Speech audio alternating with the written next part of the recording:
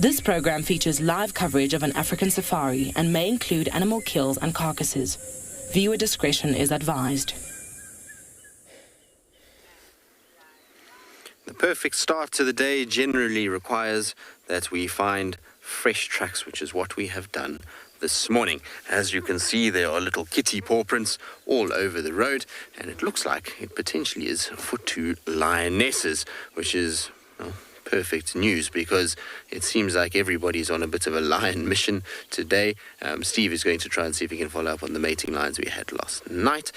Moritz in Swalu is also going to be doing lions, and Eric at Ngala is going to be looking for lions too. We were going to be heading towards the hyena den, but we've bumped into these tracks, so we'll follow these for a little bit, and then we'll try and kind of head around back towards the den. It promises to be a great morning on this, your very own live African safari.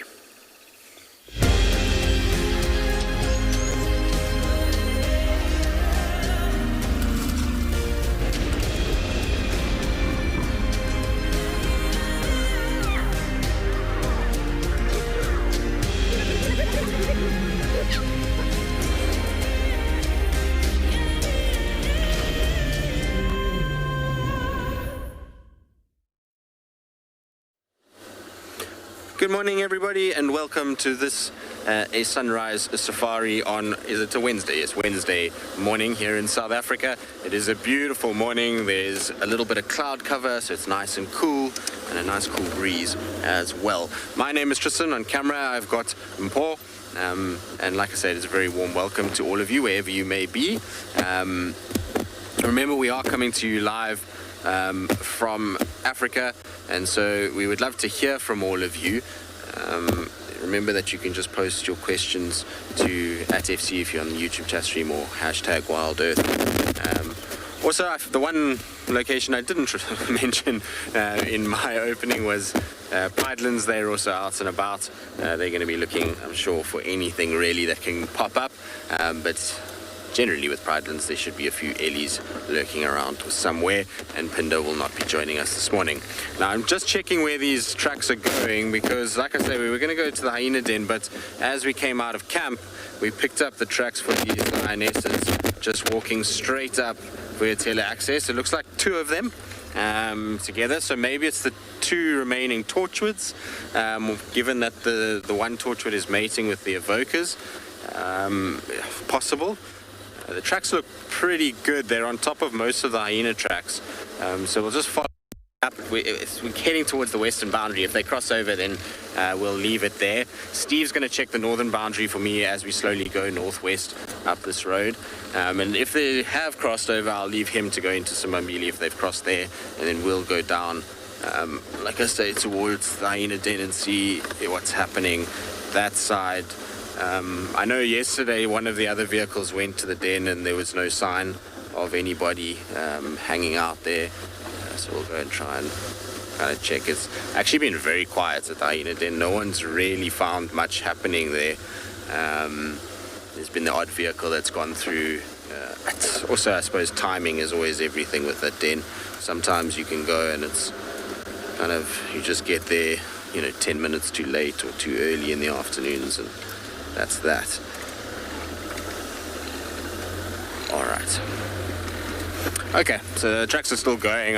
Let's check Sandy Patch, because if they're not at Sandy Patch, then I doubt that they're even on Djuma. So while I do that, let's send you across to Stephen, who's helping me out try to find these lines, so he can say good morning.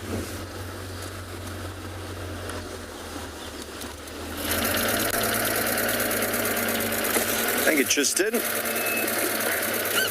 Thank you, indeed. Well, we found tracks of a very big leopard coming out of camp, next to tracks of a smaller leopard, and the big tracks of the leopard were actually Tingana from yesterday.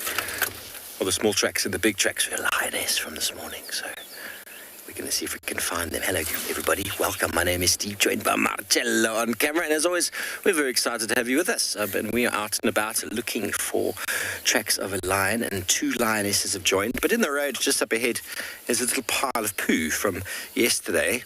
A male leopard that walked down here. There is some scat. Broken up. Lots of bone and fur. It's definitely too small for a lioness. But you'll notice when you encounter or track lions and leopards, they don't use their very pungent-smelling scat for anything other than landmines. They just drop them. They don't really see the purpose of saving them like civets do or hyenas do, and then putting them in specific locations to amplify the scent or to add to territorial sort of markings. There just seems to be no purpose to their scat other than that.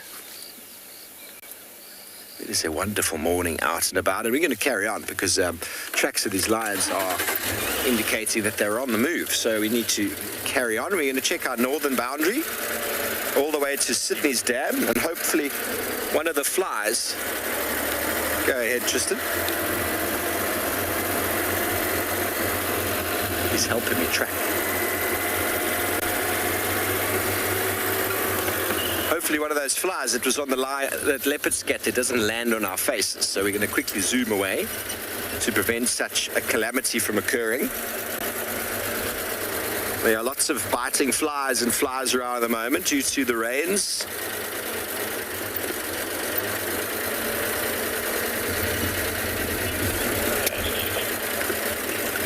So 50, it will be another day, great day for cats. Standing by, Trist.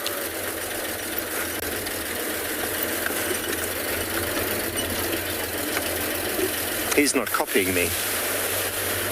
Go ahead, go ahead.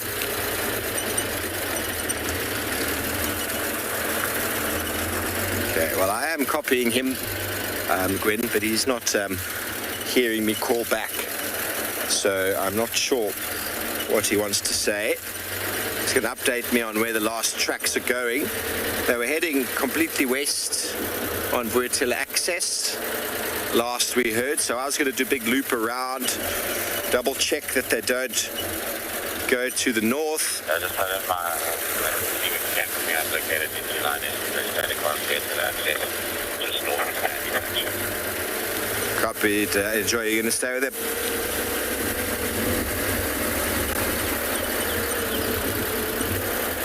Okay, so Tristan has found them. That was the easiest tracking in the world.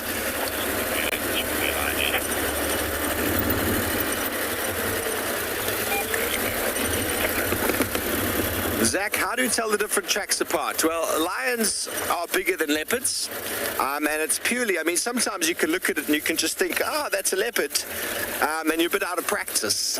So what's always good to do is to measure. To measure a leopard track, a big male leopard, is 10 centimeters. Female is between 8 and 8.5, a little bit thinner and narrower than a male. Big lion, male lion can get up to 16 centimeters.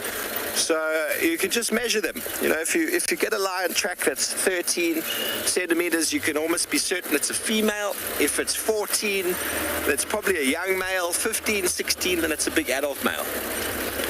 Cheetah look very much like leopard, but a little bit longer. They're 11 centimeters, and obviously you get baby cheetah as well. But a cheetah track looks like a leopard track that's been put in a vice and squashed. They're quite narrow, and the ridges at the back are quite prominent, so adding to the grip that they produce. And then also cheetah, you can see the claws when they're naturally walking. Every now and again you might see leopard or lion claws if the animal's running or behaving in a certain way that encourages them to move. But if they're just walking, you won't see the claws of a lion or leopard.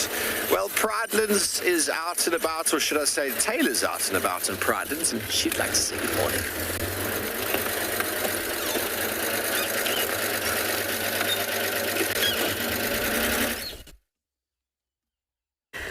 Well, it doesn't look like we've got much right now, but there is in fact an elephant hiding behind that bush willow. She's being very cheeky and walking behind the car.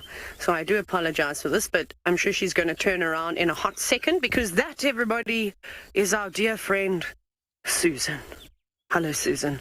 She's already run at us once this morning. Classic. It's a good way to wake up. Better than coffee. My name is Taylor McCurdy, and on camera with me today is Gert. And we are here at Pride. We're looking at as part of Baluli Game Reserve and the Greater Kruger National Park. I've also seen our great tusk is a weenie this morning, so I think today is going to be a very good day for elephants, for for our favorite elephants. And then Gert said there were lots and lots and lots of lions calling straight through the evening. So who knows, maybe the Pride Ngati Pride have moved a little bit further west, which would be good. But I think for the moment we'll enjoy my favorite animal, and I know a few of you have become quite fond of Susan too. Hello, girl. So she looks all calm and relaxed now, but of course as we drove up, classic Susan, being naughty. We actually spent most of yesterday trying to find her herd because we saw her 2 days ago, and then unfortunately we couldn't show you to her because she was just ducking and diving in all the drainage systems. But now that she's up and about, hopefully she'll come around. So she's settled down now. She's feeding quite happily.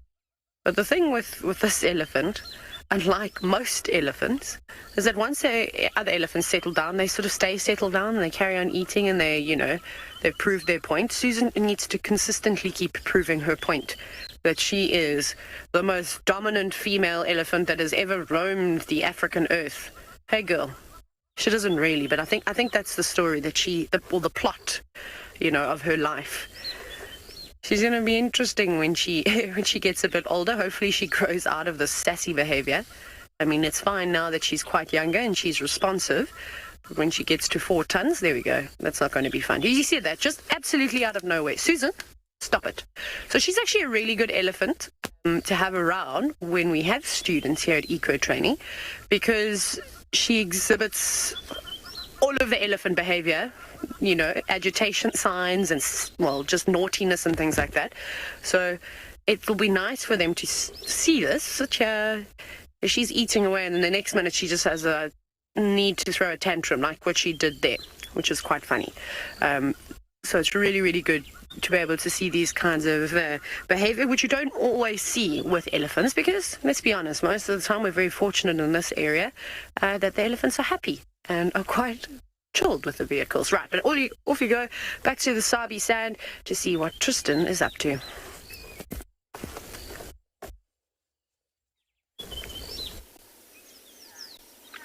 Well, we are back with us. As you can see, it's pretty morning where the road is leading, and actually in the road is exactly what we were kind of tracking down. It didn't take long to find them. I'm glad that they are still on our side, because the two that we found, which is the Shimungwe lioness and her cub, generally don't spend a lot of time on Djuma. What's interesting, though, is how far they've come from. They walked right past the camp last night. They found their tracks as we left camp this morning, so they're going quite deep into Djuma these days. As you can see, it's parked quite far away from them, and the reason for that is the cub is a little bit shy of vehicles to start with. It just takes it a little bit of time, so I always try and start a little bit further away, and then you just slowly close the distance from there. And they're lying so beautifully in the road that I don't want to drive too close and they get up and move into the long grass where we can't see them nicely. So I thought we'd just kind of start off slow and see how it goes. Mom is not obviously worried about us too much at all. She's fine, but the little one is, well, getting there. It's definitely infinitely better than it was a few weeks ago or months ago. But yeah, nice. It's always cool to see her. Apparently, and I'm not sure how true this is, but a lot of people have been saying that she's been spending a bit of time with the Talamati Pride, and that little cub has been there too. I don't know. I haven't seen them personally together, so I'm not sure how much time they're spending, but somebody was telling me the other day that she kind of has basically joined the Pride. It doesn't look like it though now, because there's no sign of the Talamatis anywhere in this area, and they were seen far north. Linma, yeah, the cub has grown. It's gotten much, much bigger, and is developing all the time. It's amazing to think in a predator-rich environment like this, with big prides of lions surrounding her, that she's managing to raise this cub, and not only big prides of lions, but also big clans of hyenas. She's managing to raise I'll get there eventually. She is managing to raise this cub all on her own, which for me is absolutely incredible. It's hard to raise cubs at the best of time when you have a pride with you. But for her to have managed to sneak this lion through all the sort of loops and dangers and things that are around is testament to the mothering instincts of these cats, particularly because, as far as we know, this is her first litter. We haven't seen any other cubs come from the Chimungwe pride. Well, I say pride, it's just her now. There used to be a sister that was with her, and so it's interesting to think that she's managed to kind of not only have this cub but also look after it the way that she has. All right, we'll slowly get a little bit closer so we can actually see the cub nicely. In the meantime, though, it sounds like Eric at Ngala's tracking skills have also paid off, and he's found what he's looking for.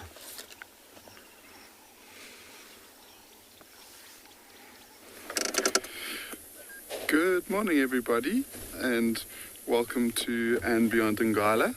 I do have to say that we didn't do too much tracking this morning, but I'm glad we've managed to. My name and behind camera is Seb, and we were both just commenting how strange it is that Juma and us have got pretty much exactly the same setup. We've got lions on the road in front of us, found first thing in the morning, and it's quite unique. We're both seeing the same things. This is part of the pride of lions that we saw yesterday, so part of the Birmingham. And they've moved a bit further to the in part of the reserve. And they're looking quite sleepy, so I think that they must have been moving around a bit last night. Yesterday morning they were attempting to try and hunt. They were successful. They caught a young wildebeest, which I said probably wasn't going to be enough for all of them for very long. And the interesting thing, I mean, especially if you were watching yesterday, is most of these lions had pretty full bellies. So that one on the, if we go to the left over there, especially this one closest to us, this is one of those males who would have had a really big, full, swollen belly.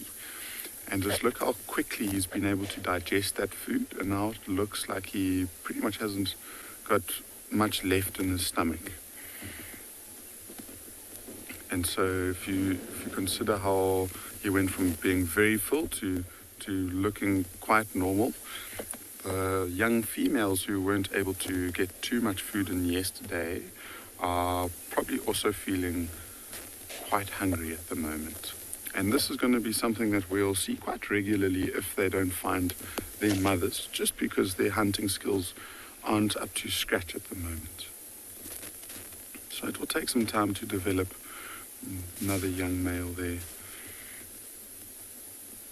Panting quite heavily, it looks like he's in a pretty deep sleep. And then one of his brothers. And I think one of the reasons why they decided to come into this area is because the last time that they were seen together as a pride very close to here, so they probably come to try and see if they can find the rest of the pride.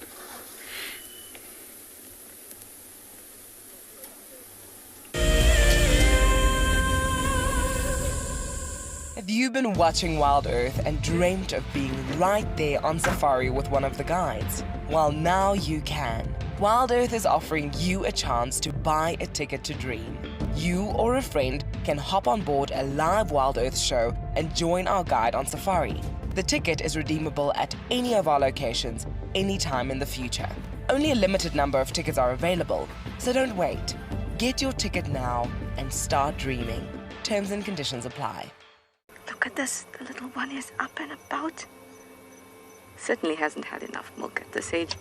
No amount of milk is enough. Oh, Corky. Too sweet. Oh, look at this.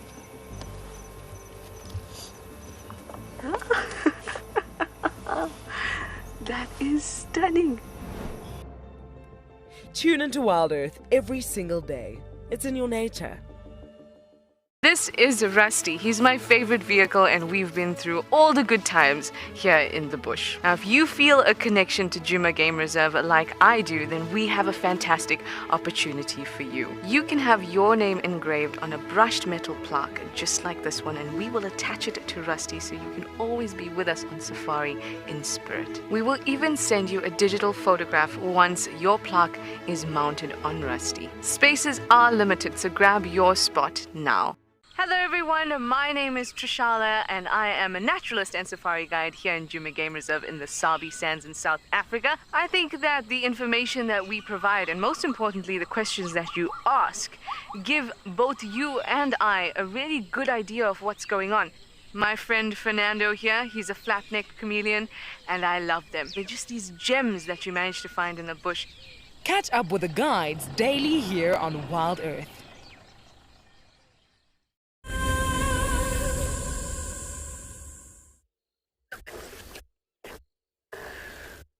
Hi again, everybody. So we've got Susan, but unfortunately we're probably just going to have her bum disappearing into the distance.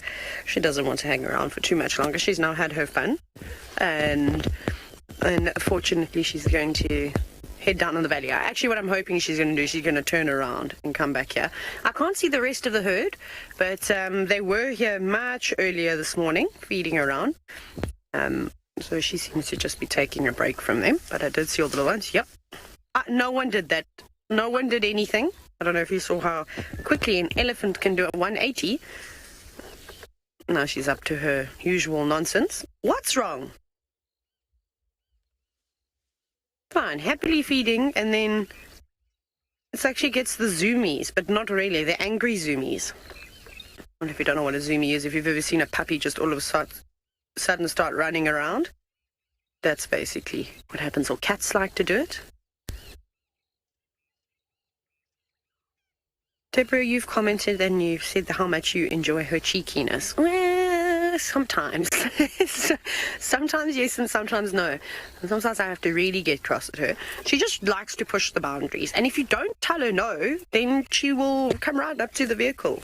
So you have to constantly keep engaging with her. The moment she's feeding on all the marulas that have obviously fallen from just below that tree, I was hoping she was going to give it a shake herself.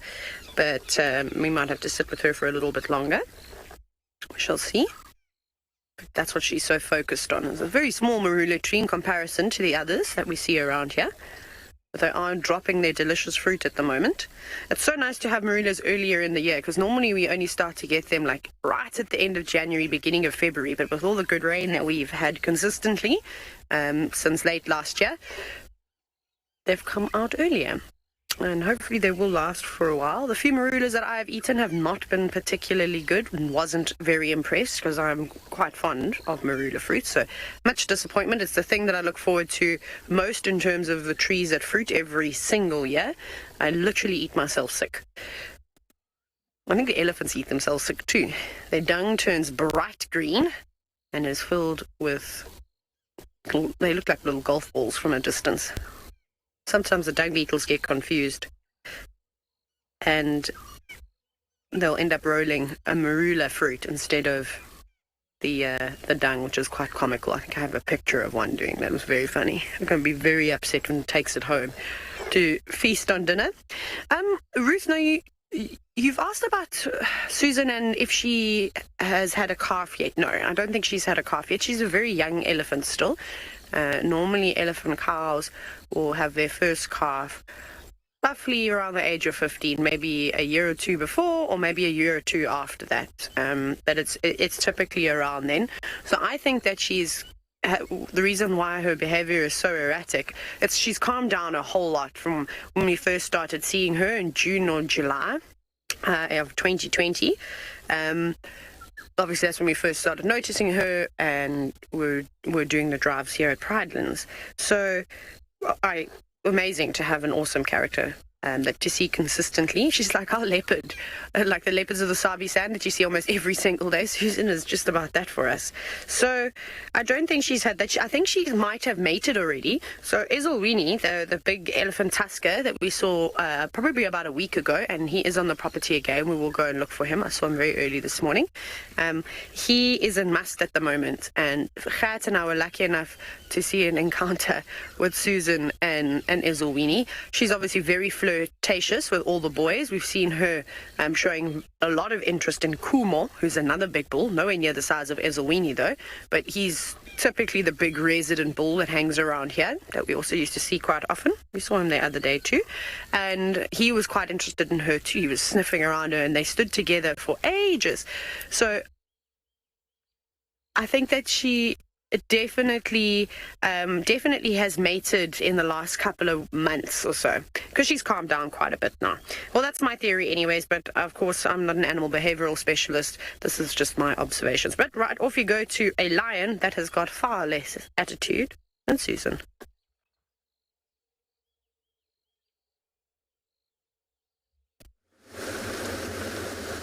I do indeed, and we are with the lions, kind of. They're just behind me, but there was a Franklin that went absolutely crazy here.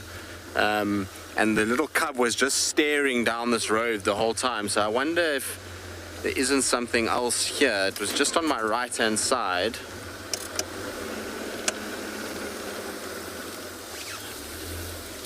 I'm going to quickly check. This area is Hukamuri, Shidulu. Maybe there's a sneaky little leopard here somewhere. Just want to double check inside these quarries.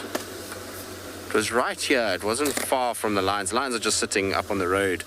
They're not going anywhere at this stage, and even if they do, we'll kind of track them down. But there's definitely Franklins went, and they flew up and out. So all I'm trying to see now is if I can spot a little white tip to a tail, because if it is something like a leopard, it will have the tail up, trying to tell the Franklins to stop shouting at it, which they have now, but definitely not happy, those Franklins. They went bursting out of these quarries here. I suppose it could have been a snake, or maybe a slender mongoose. It's possible too.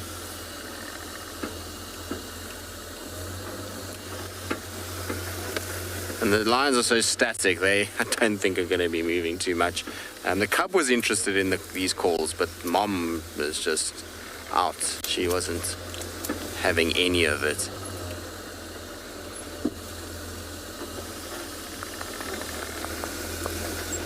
I don't see anything. And the Franklins have gone quiet now. I was umming and ahhing if whether I should actually come into the area. But, so I took a bit of time to get to where the Franklins were. I was hoping they would start calling for longer.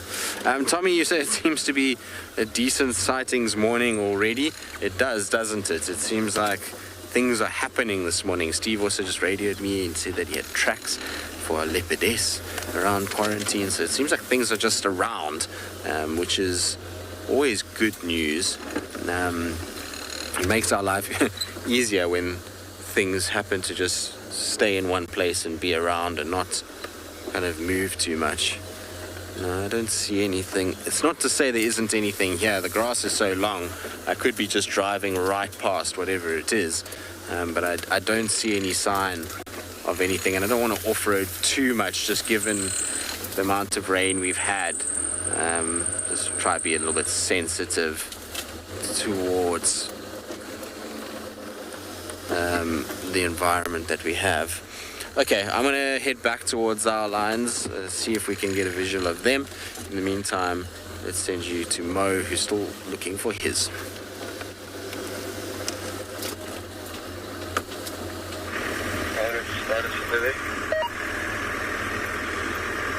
Good morning guys. It is a beautiful morning here in Tshwalo Kalahari, slightly cooler than yesterday, which is nice. We are on a mission this morning to find some lions. So we're just busy checking all the roads quickly. with it being early morning, there's going to be quite a bit of dew on the grass, so the cats will prefer walking on the road. By the way, guys, my name is Moritz. Behind the camera, we've got Craig. So yeah, trying to pick up on some tracks at the moment. And there's always a possibility that we might bump into the lions with them. That's going to be preferring being on the road. Obviously, if they are hunting or doing something like that, then that's going to be a different story. But typically when they travel early in the morning, when there's dew on the grass, they don't want to be in the wet grass. So the chances are better for us in the mornings to pick up on some fresh tracks and see what they've been up to during the evening and possibly locate on them. So we'll have to see what the morning has to offer. Obviously, there's always the possibility for some nice brown hyena or general game or something like that. But yeah, that's the main objective for this morning. See if we can find those lions. They've been scarce lately, so with that being the case, it would be nice to see them again and see that they're doing well and all of those things. The way they've been walking around, I can't think that they are struggling at the moment. But yeah, we're gonna check if we can find these tracks, guys. If we find anything interesting, we'll let you know. But for the meantime, we're gonna send you over to Eric, okay?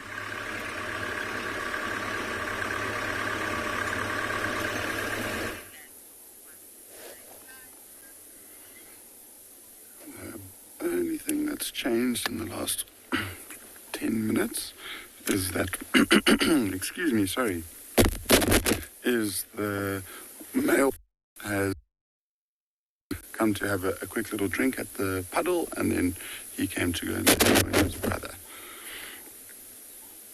And they're looking very, very content at the moment. It's still nice and cool. They'll stay on the road for maybe another couple of hours, but then inevitably they'll go and find some nice shade to rest in. They're all looking very sleepy. And so far, I mean, it is usually a group of 8. So far we've counted 6, so 2 on this side and then 4 on the other side of the road. And so we're not entirely sure where the other 2 have gone. It's 2 females that are missing, so there's a chance that they might have split away from the group to try and find something to hunt.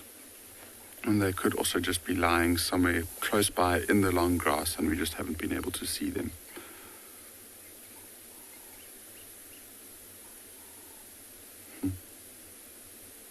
The tail's pulsing up and down.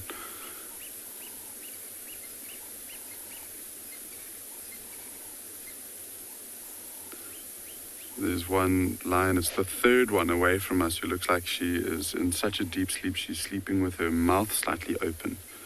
And just see the top of her teeth. There.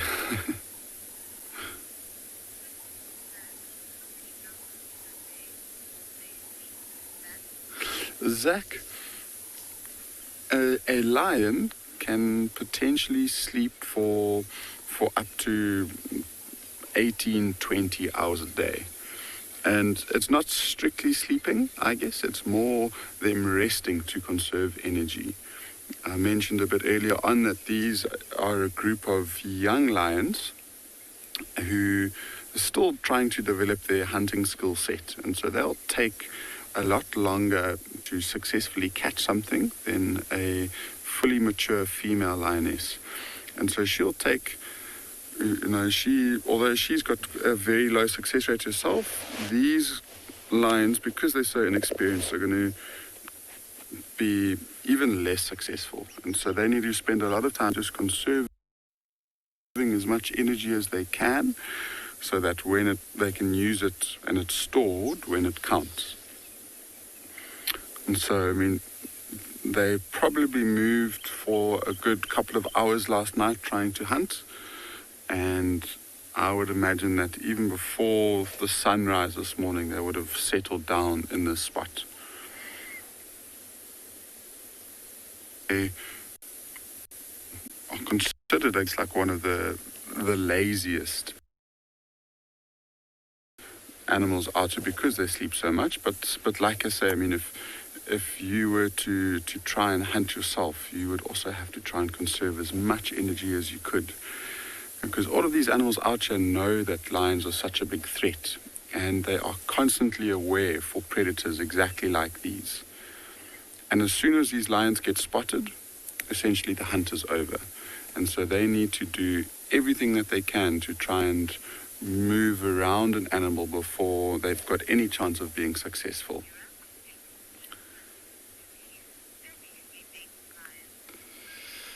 So both Tristan and I have lions this morning, and it's nice to get them early on. We are going to stick here for another few minutes and see if they decide to do anything else, and listen to see what these lions are up to.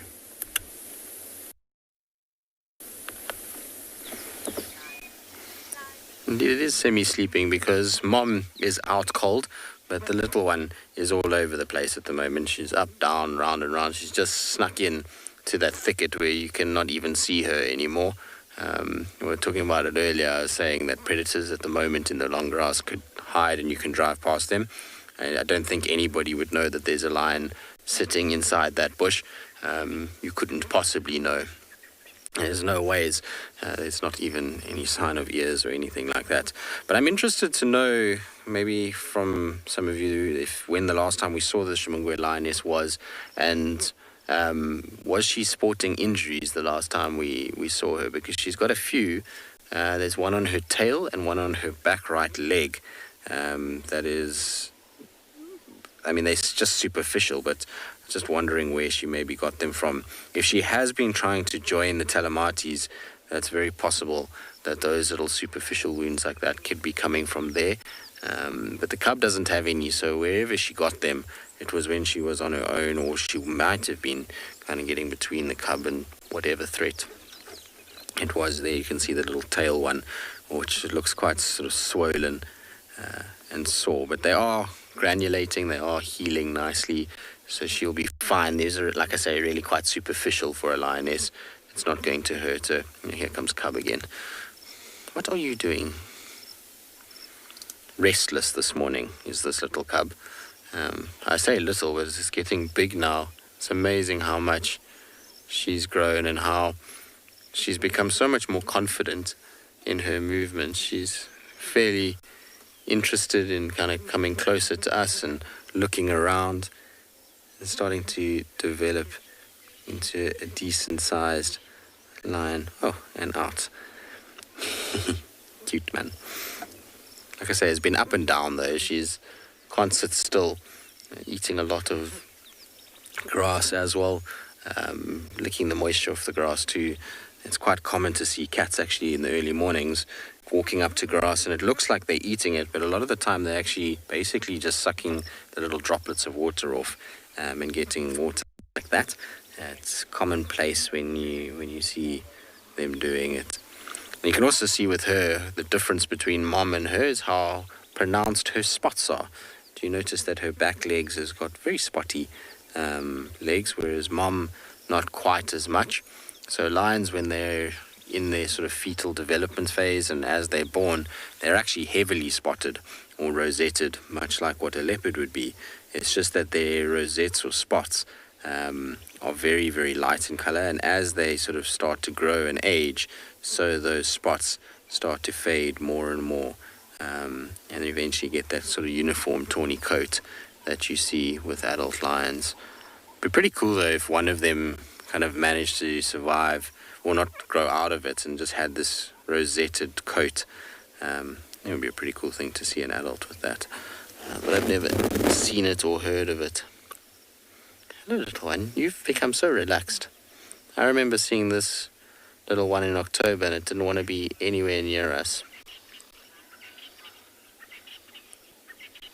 What's she looking at though? She's very intrigued by something this morning. She keeps looking around and kind of staring at things, and I don't know if she's feeling a little bit unsettled or if there's a reason for her to be kind of staring around. Like I say, we did have those Franklin's alarm calling. Maybe she's noticed something. Godfrey, you're asking are lions the ones that purr the loudest? So lions, unlike cheetah, don't really purr. Their voice box, or if you want to call it that, their larynx, is designed differently to the way that cheetah and other cats or smaller cats are. And so these guys have the ability to roar, which means that purring is not really something that they can do. So no, they don't have the loudest purr. Cheetah probably have the loudest purr of the cats. When you go near a cheetah, it's purring. It sounds like a kind of motor is running inside their throat. Whereas these guys are quite quiet. You don't hear them, but they do have the loudest roar by quite a long way. They also have the most impressive roar, as far as I'm concerned. Things like tigers, snow leopards, jaguars, very different sound to what they have. These guys have these beautiful extended, especially the males, those extended roars and these thumping, massive sounds that come out of them. There's nothing quite like a lion's roar. Are you watching the birds fly over? Very curious this morning. I think this little one is bored. It's like, Mom, why are we sleeping and not doing something? But yeah, this is one of the most impressive sounds. There's nothing that really beats lions roaring right next to you. It's a sound that lives with you forever, and you kind of always want more of it, particularly if you can get a number of males together and with the pride. I'm sure Steve will be able to tell you stories of time spent with the mountain pride where, you had 35, 36, 38 lions all roaring around you. It's no joke. The best roars I've ever had was from the 6 Mapogos together. That was quite something to hear the 6 male lions kind of, I suppose that, and another sighting where we had the Styx young male, the 6 Matimbas, and 4 Birminghams, Jingalands, not Birminghams, on Gari Main, and they were fighting with each other because they had both started hunting the same buffalo herd and then run into each other. And the noise that morning was just unbelievable. Some of you that are watching might actually remember it. It was in 2012. You see more Franklin's alarm calling now, just further down from where we had those last ones. I wonder if there's not a leopard moving around here. But like I said, that was just absolutely incredible. Just from a point of view that you had 10 male lions, big male lions, that were angry, and so the roars were incessant from about, I remember it was a sort of late winter morning, or almost early spring, and these lions started roaring at about 4 in the morning, and they just went and went and went, and at about 10:30, 11, the kind of last roars were ringing out. But it was very difficult to follow what was going on because the males were chasing each other, and because there were so many of them, you couldn't figure out where everybody was, and it was right on Gari Main. So they would run north into Vuyatela, Djuma, which at that stage we as Chitwa couldn't traverse, and then they would run kind of back into Little Gari, which meant the guys from Djuma couldn't traverse. Everyone was just trying to keep track of all of this, and in the chaos we managed to find Mafufanyan watching all of this going on from a termite mound. He looked as though he was thoroughly amused by it. So we had these 10 male lions that were fighting. Then there was this young male lion that was just trying to avoid all the chaos, a leopard, and a herd of about 300 buffalo in the same site. It was absolute pandemonium, but the noise from it was probably the best part of it. It's just these massive belting roars ringing out for hours on end. It's pretty spectacular. Talking about roars, these two probably won't be roaring anytime soon. Just in general, they wouldn't roar. It's also getting too late in the morning. What I might do is we'll see what they kind of get up to now that the sun's coming out and warming them up. Maybe they'll get going again, but if not, we'll carry on and go and check on the den. In the meantime, they'll send you across to Eric and his lions, and hopefully they're a little bit more active than ours.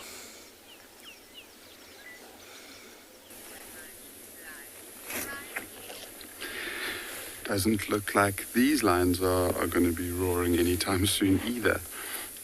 We've actually been lucky enough when they're together with their mums and their fathers to hear them roar, but they haven't developed their vocal cords enough yet, and so when they roar, they try their heart out, but it just comes out more like, especially by themselves. I'm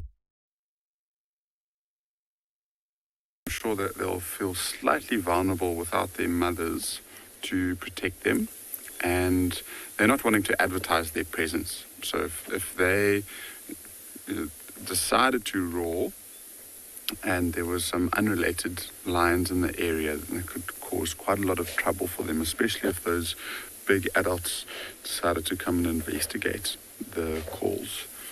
So they'll mostly be silent, and they might try and respond if they hear and recognize some of the other pride members within this area. And we were saying there's probably a good chance that these lions are going to spend less and less time with their mothers, particularly because their mothers are now pretty much all of them, all four of them, we think are looking for places to find suitable spots to give birth to their cubs. And we know of one female who's already given birth, and her sister we found not so long ago also lactating. So there's at least 2 of the 4 lionesses who have already given birth, and it's just the 2 older lionesses who we haven't found lactating or showing signs of being pregnant yet either.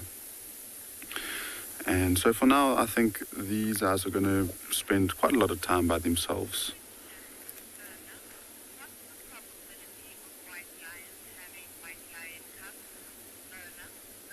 So Erna, that is a very good question. You're asking the probability of a white lion having white cubs, and the probability is strong as long as the other lion that it's mating with holds the gene. So if this lion, for example, he possesses the recessive gene. If the lioness that he's mating with doesn't have the recessive gene of the white lion, there's no chance that there will be white cubs. They'll turn out just like normal regular lions, but there's a strong possibility that he's passed his genes down to his cubs. And so if those cubs somehow manage to meet another lion, there's a possibility that will turn into more white lions. If the white lion mates with a tawny lion that possesses the gene, the possibility is much, much higher.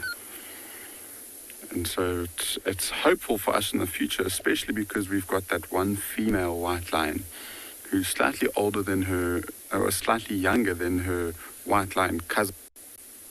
And, this young male is going to spend some time away from the pride. He's probably going to move off with his brothers much any moment now. Probably going to see less and less and less of them. But hopefully this young female stays around her maternal pride. And if that's the case, if she makes it to maturity and we see her mating, there's a very good chance that we could have more lions on our hands. So the mother of this white male is one of the females who is lactating at the moment. So we haven't seen any of her cubs yet, but she's mated with exactly the same males. And so there's a possibility that she has given birth to other white lions. There is about a 25% chance of, if the male and the female both possess that recessive gene, there's a 25% chance that they pass it on to their offspring.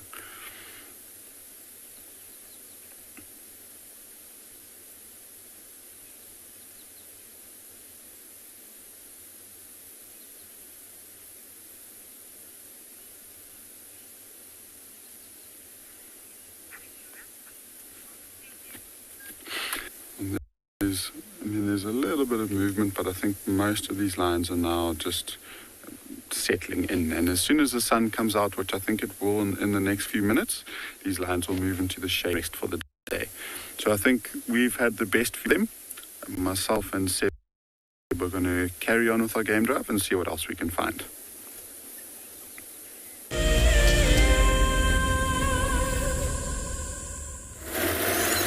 And good morning, everybody. Fasten your seatbelts for landing, please, as we're pulling into Chitra Chitra landing strip. We are on our descent. Landing now. Chitra will be greeted on the other end of the runway by a pair of mating lions. How's that sound? Hopefully we'll find them. They are decided to come out to the open, a beautiful view of Chitra Airstrip. You ready, Marcelo? Open your wings. We're coming down. Flaps down, please. Wheels down. In-flight service will be suspended for the next 5 minutes. Please return to your seats. Fasten your seatbelts.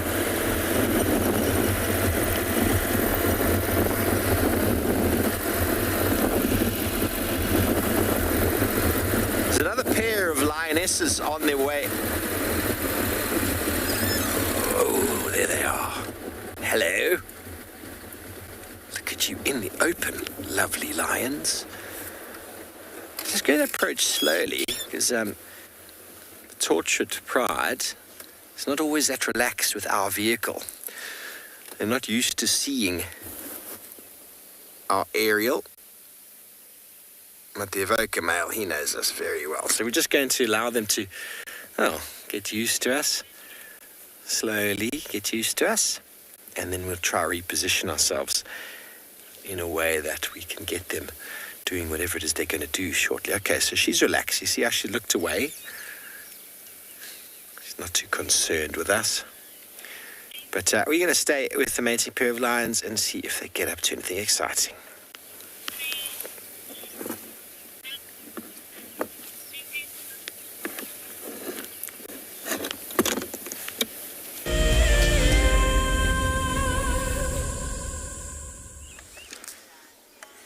Isn't that cute? Kind of cub resting on mom's leg and just right up close together. So she's moved a little bit because of the sun, and then the little one came along and they're having a little cuddle. This little cub is very unsure of a car that's behind us because we're on the main access road and the car is not a game viewer. And you see the difference in behavior between us as a normal vehicle that it's seen before and now a vehicle that it doesn't know. Very different behavior. It's kind of cuddled behind mom and it's almost like, Mom, protect me. You can see mom is completely unfazed by all of this, but it's a very cute picture of the two of them together, isn't it? I don't think mom is going to last like this. She's going to get irritated with this cub in her face. Looks like she's got lots of marks on the back of her neck. I'm trying to see what that can be from. Maybe ticks. She's been battling with a few ticks, or she's been in a pseudo kind of estrus and trying to keep males happy. Sometimes when they've got cubs like this, they'll try and mate with males that they come across just to try and fool them so that they leave the cub alone. But she definitely got quite a lot of scarring on the back of her neck at the moment. It is that time of the year where there's a lot of ticks, so it could be that too. It's not easy to see the angle we're sitting at right now. Look at that. Isn't that cute? This cub is very unsure. There we go. Okay. See, Mama was protecting us. A little bit of grooming. That's a sweet, sweet, sweet little moment right there. I just love her paws over the top of mom's. Kind of just hiding behind the little one. Oh, her mom's head. It's cute. Dolly, you say you love mom and cubs bonding. It's special when you see a kind of bonding process. And it'll be a very tight bond between these two. Unlike in big lion prides where the cubs have got other siblings, or they've got, cousins, they've got aunts. There's lots of bonding that takes place with all of them. But whereas in this little pride, it's mom and cub, and so they spend an abnormal amount of time together compared to other lions. So I'd imagine the bond is very strong between these two. And when you see them interacting like this and having a little cuddle and kind of just being sort of cute, it's always a very special thing. And of course, it's not cuteness that the cub is doing this. The cub is genuinely, when it feels like it's unsure, it knows mom is the safety blanket, and so that's why it goes to where mom is and makes sure that it's behind mom, and mom is between it and whatever it deems to be something that it's unsure of. So even though it looks like a cute little moment, it's actually the cub's insecurity in a way, that it's pushing it back to where mom is and then lying up with mom and making sure that it's safe. And mom's reactions is what's teaching the cub eventually that you don't need to worry. This is all okay, and that's why the cub is now turning and facing away from the perceived whatever it was that was kind of making it feel a little uncomfortable. Both of them are not like skinny, but you can see that they do need a meal. And so hopefully they will get something this evening. There's a fair amount of impalas in this area. I would imagine that they'll go and hunt. All right, seems to be a lion-filled morning, as we thought it might be. Steve has had some success with his mating lions that he was looking for.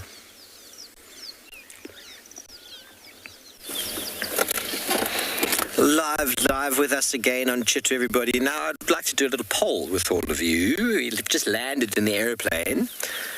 How many of you now would get off of the plane, considering there are two hosts waiting on the ground for you to get off? Be honest now. How many of you would actually get off to get onto the vehicle, or would you be too scared and sit on the plane until the lions moved off, considering you're in Africa and lions eat everybody? We always, first time people to Africa, obviously, there's that mindset that the animals are so dangerous. And of course they are potentially dangerous, everybody. If you let them leave them alone, they generally are pretty okay. So you land in the plane and there are lions to greet you. I've had guests in the past that have been absolutely terrified to get off of planes or off of vehicles because there have been animals in the vicinity. But as you can see by the behavior of these two animals, there's no feeding behavior happening. They're just taking it very easy. And to be fair, if they are indeed a mating pair, which we haven't seen yet, so I haven't confirmed that they are indeed, which I think they are, then we will see action soon. And he is completely concerned with her movements. And as soon as she moves, he will be up and after her. So initially, people said yesterday morning it was an Nkuhuma lioness. And then Tristan told me last night it was a Torchwood. Now, I'm trying to see which male lion that is. He's gotten a few more scars on his face. It looks like Blondie to me. Look at that scar over the right eye. That's a new one. Is it a scar or is it just some dirt?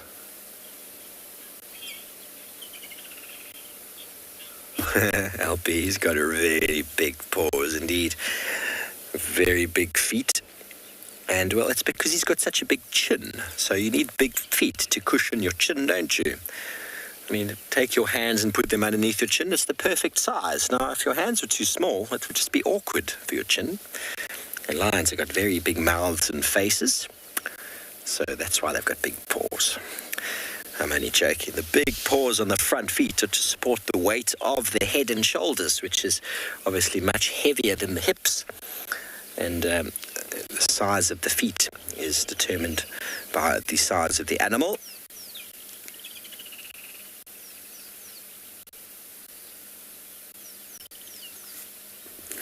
The big pad for walking very quietly. stealthily, but also to allow them to cover distance in their walking. Lions walk on the tips of their toes, everybody. Type of foot structure known as digitigrade. We are plantigrade. We put our feet flat on the ground, whereas lions are on the tips of their fingers. It's basically their fingers that you see on the ground, and then the actual hand part goes up onto the wrist. You can see the wrist is all bent there. Only a little bit of it touches the floor, and that is the tips. Andre, I mean, animals do get sick. Ticks and diseases that they carry are a reality in nature. And there are many, many, many tick-borne diseases found out in nature. But there's elephants that have decided. That's what he's looking at. He's looking at an elephant behind us here. And elephants are going to leave them alone. They're not causing any harm, but they're very interested in elephants. They just disappeared in the bushes. He's now looking at the young elephant going, am I hungry or am I in a relationship right now? I'm not actually sure. But yes, ticks and the diseases that they carry are very, very prominent in the environment. And some animals will succumb to disease. Some of them will get quite sick, and some will even die. But through evolution and through adaptation, many of these animals have developed immunity to many of the diseases that they get. And by developing the immunity and surviving, they pass that trait on to the youngsters.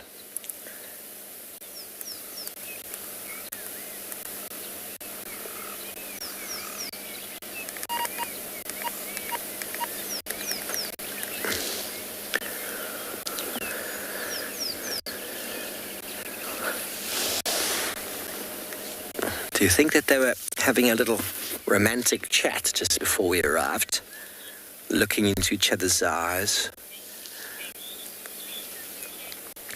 Carl, I'm not sure how long it's been going on for. Yesterday morning they said 2 male lions, and then suddenly there was a male lion with a female. So if it started yesterday morning, hang on a second. Oh, sorry, that's not for me. So it'll go on for at least 4 days. Could push it to 5. Hang on a second, I'm just going to update. Yeah, space for 2 on their strip. Just updating that there is space. Others would like to come and join us. So mating lions, mating leopards, normally anywhere from 3 to 5 days. In the beginning, it's actually quite easy to tell how far into the relationship it is, because in the beginning stages, it's every 7 to 8, maybe 9 minutes. And as the time elapses and starts to get longer, you notice it starts becoming 20 minutes, 30 minutes, 40 minutes, and then eventually hunger overwhelms them. And on they go. He's definitely hungry. He keeps looking at the elephants that are disappearing now. That means you must be really hungry if you're looking at an elephant. How many times have you said that before, Marcel? I'm so hungry I could eat an elephant. Definitely heard the term horse. But elephant, he's thinking, I'm that hungry. I jest this morning, everybody.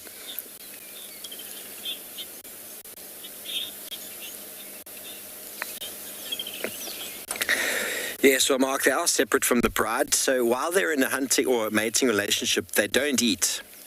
They do not eat. I've discussed this at length before, but it's always nice to revisit these discussions with regards to drivers. Now, drivers are what determine animals' behavior. All of us can understand that. All of us have had that moment when you come home from work or you come home from wherever and someone has forgotten to feed you, because it's always someone else's fault. You haven't eaten and you are so hungry. You are so irritated. You can't do anything until you eat. Now, that is your hunger drive. That's outweighing irrationalities, outweighing many, many things. And animals are the same. Animals are completely, and lions are completely driven by these drivers. Now, the drivers are the hunger drive, the sex or mating drive, the parental care, defense drive, the fear of humans drive, the fear of something else drive. All of those can have a different sort of weighting on that animal on any given day. So when lions get into a mating relationship, the pheromones are completely overwhelming and everything's forgotten. Territory, feeding, thirst even, hunting, everything is forgotten, and all that is in the mind is the need to mate. Now, obviously, after a period of time, that need to mate starts to get a little bit sort of less, and the animal suddenly realizes how hungry they are, and due to the fact that they suddenly realize they haven't eaten in 4 days, that hunger drive outweighs potentially what normally would be a fear drive. So mating lions, mating leopards can actually be potentially more dangerous to humans on foot than a normal lion that was potentially just sleeping under the tree, because that hunger is so overwhelming that it outweighs what would normally be an instinctive fear. And so it's definitely discussed in trails guide courses. It's definitely discussed in those activities that lions with cubs, lionesses with cubs, and mating lions are potentially far more dangerous than just the normal pride of lions, due to the fact that the female is defending her cubs, so her fear of man is outweighed by her need to defend those cubs, and it can lead to them being potentially more aggressive. And it's the same as a male lion with a female. His need to defend his female is overwhelmingly more than his fear of you, and that combined with potential hunger, is a very brave elephant over here, with his potential hunger, can potentially lead that animal to behaving in a way that you might not have encountered before. So it's very important to understand these things. I mean, you might know a pride of lions very, very well, but on a given day, those drivers can be out of sync, and you could potentially get different reactions. It doesn't mean that the lions are going to eat you, everybody. That's not what I'm saying. But it means that they might behave differently to you, which means that your behavior needs to be strong. And when you walk lions on foot, if you ever encounter lions on foot, it is absolutely vital that you never turn your back or run away. Because essentially, this pair, if they were individually on their own and you were walking, they would probably move away. But because of those drivers that we discussed, you might get a charge, you might get an aggressive response, which could lead to you potentially behaving in a way that you don't normally do, because, well, they always run away from you. But today they charged, and, well, you forgot your training and you ran away, and, well, that, everybody, could be a fatal error. This elephant is being very brave. He's showing his family, look, I'm not scared of lions. The grass is always greener on the other side of the airstrip. So I hope that puts those sort of, those questions, like answers those questions about hunger and who hunts. Because essentially, once these two have finished their relationship and the mating stops, they both go off and rejoin. He'll probably follow her, but she's done. She wants to find her pride, and she wants to eat. And he wants to eat as well, so he'll follow the nearest bunch of lions that he can, so that he can get a free meal.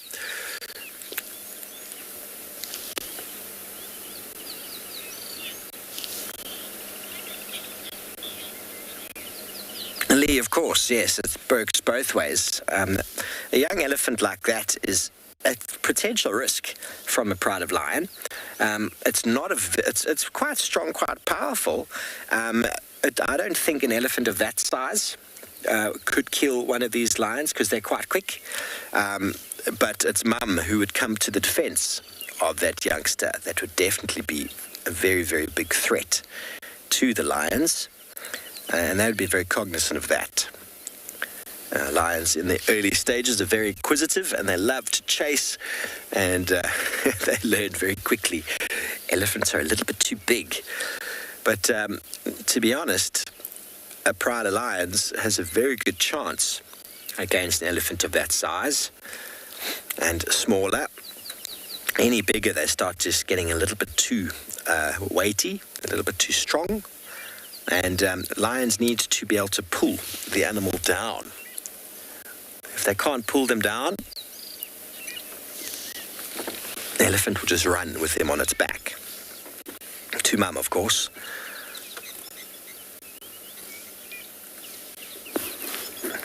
But that elephant is clearly not concerned, neither is mum, otherwise there would be some other behavior taking place. Darcy, and it's possible he's got a little bit of confidence to him. He might give the Lions a bit of a rev. I don't know if he's feeling up to it today, but there is definitely the potential for that to happen. Elephants do definitely develop a lot of their confidence from the parents, and their behavior often indicates that. But he is also, if he doesn't have mum standing close behind him, it's unlikely that he's going to do anything. But he's definitely watching them. He's definitely curious. But he was more interested in the marula fruits that have fallen on the other side of the estuary. Okay, she's up. We're going to see if he's interested. And of course he is. Vehicles have just arrived and seems like they might be just in time. So it's not that she's interested. She's gotten up to move into the shade because the sun has moved. Yeah, there's not much going on here in the form of a relationship. But it's possible she's definitely cycling, and he can smell that. So he's very interested to keep close. A male coalition will encounter female and estrus. They'll know that through scent, through pheromones. And the first one of the males to sort of lay claim will be the one who stays by her side. It is possible that over the days that they come... Is that Mohawk? Oh, I'm finding it difficult to tell the difference between them at the moment. And there's definitely not too much love going on right now. They are wondering, is that elephant worth a charge? Is he worth some activity?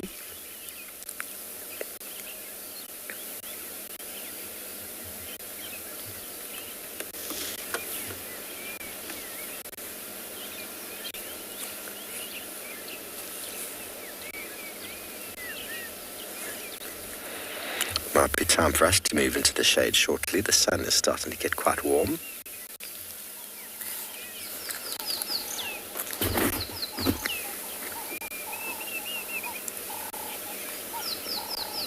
Okay, so we're going to do that, maybe get another position so that if they do get into some sort of a mating ritual, we might be in the perfect spot to film it.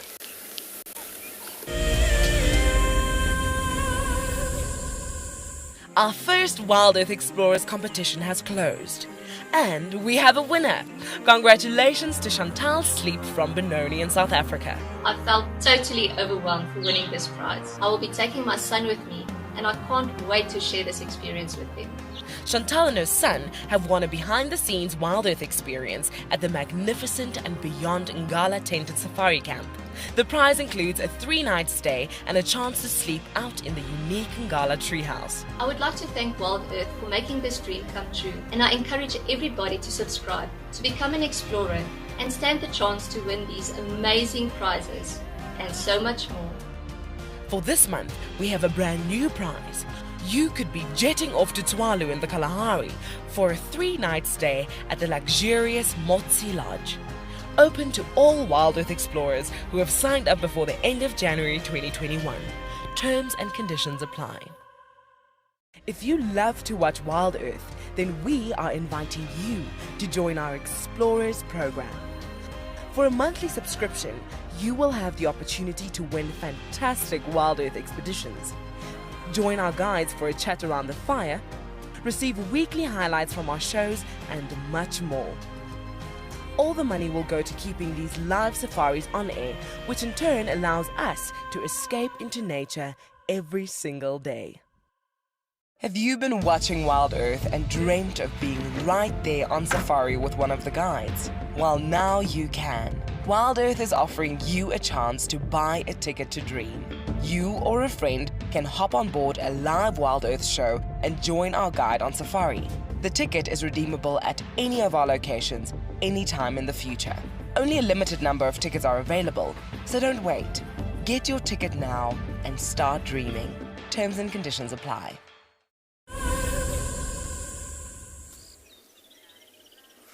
As you can see, we are, well, staring at grass at the moment, and that's because our lions are lying right there in that grass. You can't see them at all, but there are two lions lying there, and so I think we're going to leave them and let them be. They got hot in the sun and just kind of moved off into the shade and have taken it easy. There's kind of a gap. I don't know if you can see, there's a sort of little rounded gap area you can kind of just make out over there.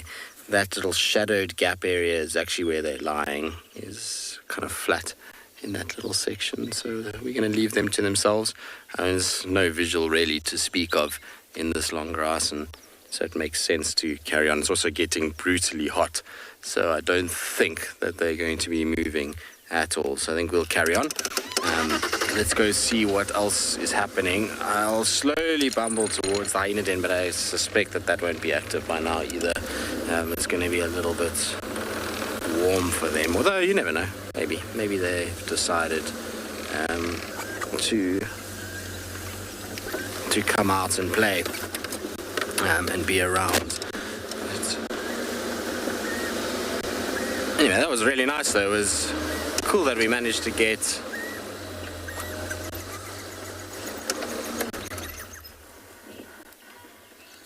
Nubian, no, that's a fallacy. There's a beautiful Jacobin cuckoo, though. I think it's a Jacobin or a Levalence. So let me just double check quickly before I actually call it. It's a Levalence, sorry.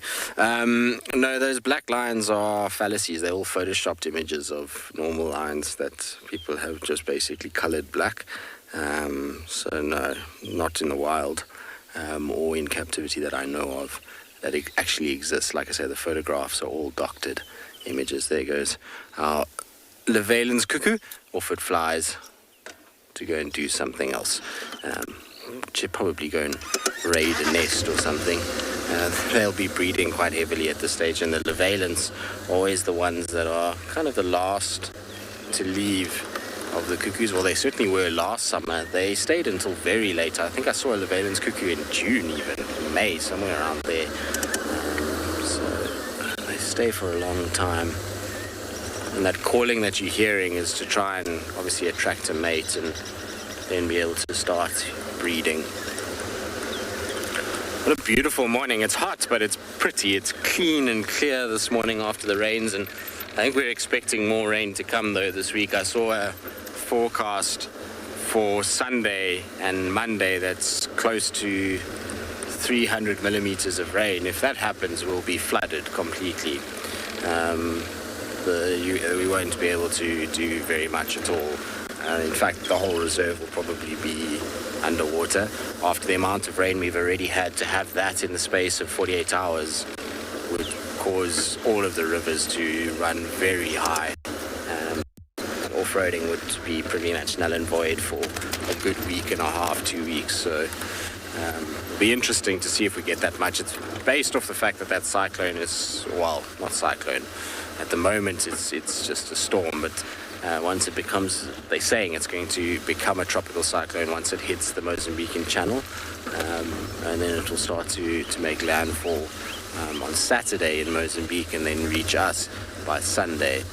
That's the predicted. But what often happens with these cyclones is once they make landfall in Mozambique and they just sort of dissipate completely and become kind of a non-event. So we'll see how it goes. Anyway, it sounds like there's been some spots found elsewhere in South Africa, so let's send you across there.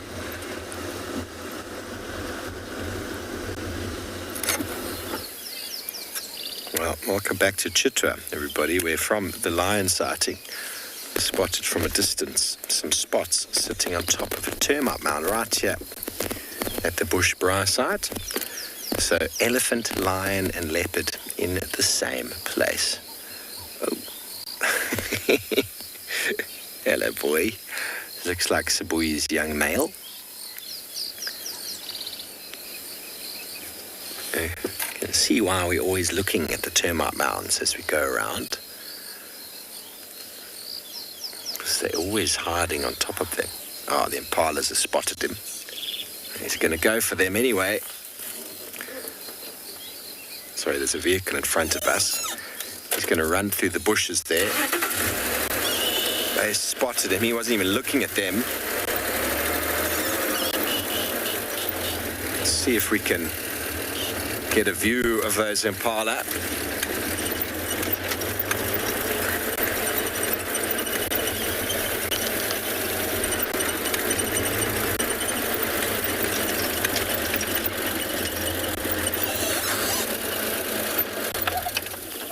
Here the impala are. They've spotted him. So he wasn't being very stealthy, was he? I wonder if his mom and sister are nearby. Might have been them that might have been the mom that caused them to alarm, because he wasn't really visible from them. Kyle, have you got visual? Yeah, Ethan, it looks like potentially he's joined with mom here. Okay, copied. Let me know if I can join you once this settles down. Okay, so the impala definitely spotted his mom. His mom is in there. She was obviously stalking these impala while he was just playing around on the termite mound. And as soon as the impala started alarm calling, he went running because he thought maybe she'd caught something. But at the moment, the vigilant impala. Sandy, no, there was no scaring there. Often what happens is when a leopard gets spotted, they move off because they're like, oh, I've been spotted. But his mom is here. The guy, Kyle on the radio, just said that he's joined his mother. So she obviously had left him on the termite mound. She was stalking through this thick bush because they couldn't see him through this bush here. And he heard the alarm call and he's like, oh, mum's caught something. So he ran to go steal it from her. And now they're both going to be probably just walking away. Squirrels now alarm calling. They're just trying to see exactly where they might be. Another vehicle with us here, so that's helpful. Let's engage my low range so we can do this. There, I can see them moving off on the left there.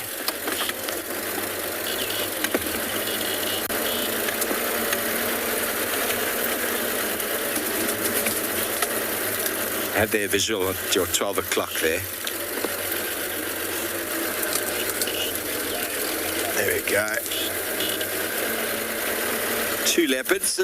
Often once the leopard gets spotted, they just pretend that they weren't trying to hunt anything, and they just lie down or walk away, start grooming, start doing something else. It's just a little bit tight in here, everybody, so excuse us for not getting the best view at the moment.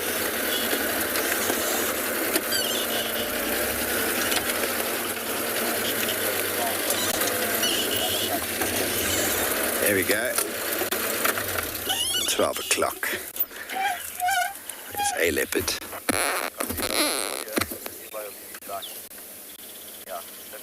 There's two. Hello. Oh, you can see the size difference. I wonder if the daughter's here as well. I think that's the daughter, actually. It's possible that it might actually just be the two cubs that are here. Because the size difference between those two is quite noticeable.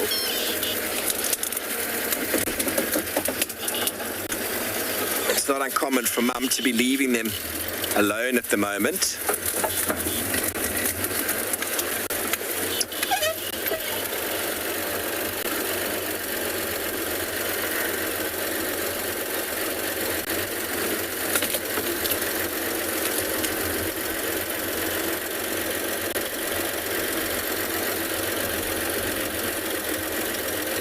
just here on the left somewhere.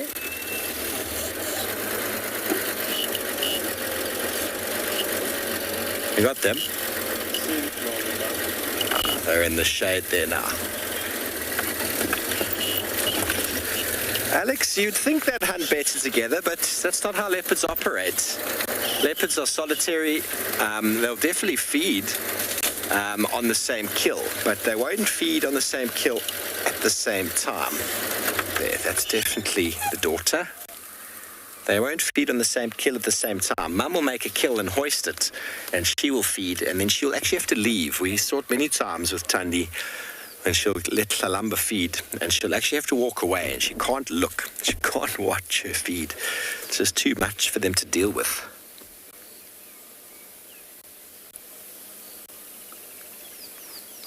So essentially, once these two, it's actually getting to that stage where Mum's going to just leave them alone longer and longer, and they're going to start having to hunt for themselves. And he clearly was allowing her to hunt, and then as soon as she catches something, he's going to steal it. That's what male leopards do. And then there's no sharing at all. He might get full and move off and allow her in then, but that is probably going to be unlikely.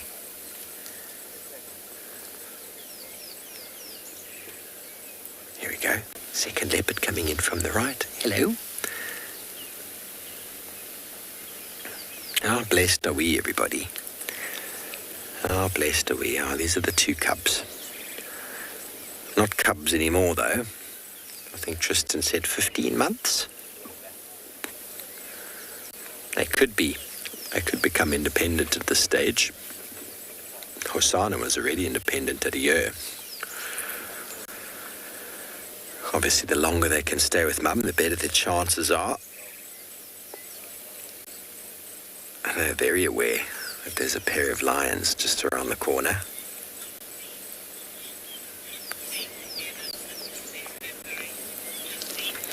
Justine, I'm not certain. I don't think there's a hard and fast rule. She's going to start getting annoyed with him because he's definitely bigger and stronger. So if there is food, he's going to completely dominate. So she's going to be moving away from him. He's going to keep trying to find her. And then they're going to eventually start hunting on their own and sustaining themselves. And then a dominant male in the area will push him away. So he'll be leaving in the next little while due to the fact that he offers a little bit of competition to any other males in the area. You see, she's looking for food and he's grooming. You go get me some breakfast, Stan. I'll just make sure I'm looking up for it when the time arrives.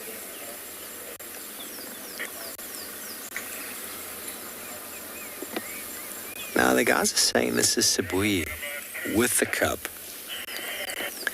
But I don't think it is. It looks like it's two cubs to me. Sibui is a big cat.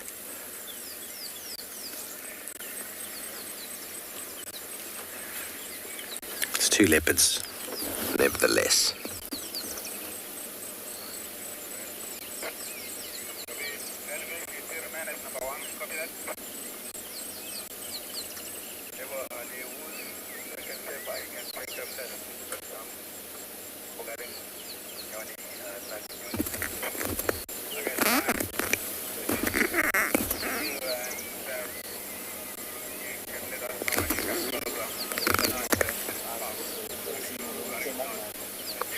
Anybody tell me if that is Sibui or her cub? I'm pretty sure that that's her cub, but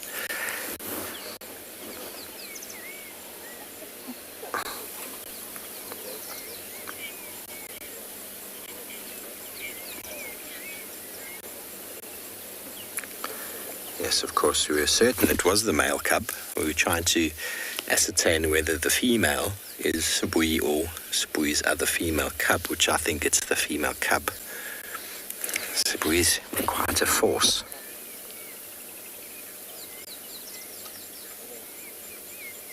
Yeah, I'm pretty sure. It's very cute. Now they're both going to go through bouts of grooming.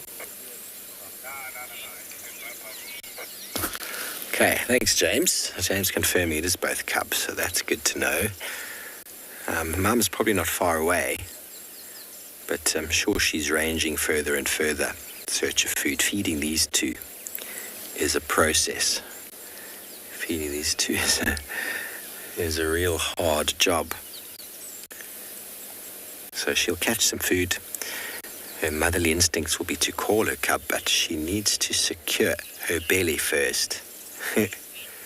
You, Chris, you want to know how we identify leopards? Well, sometimes it's quite tricky if we don't know them, but identification kits, some of our viewers back home are able to identify through many different spot patterns on the body, through photo identification, but a lot of the times people will look at the spot pattern just above the whiskers. In this situation, it's nearly impossible to do so, but if you take screenshots, you can zoom in and you can do it. But there we go. She's looking at us there. 2 on the left.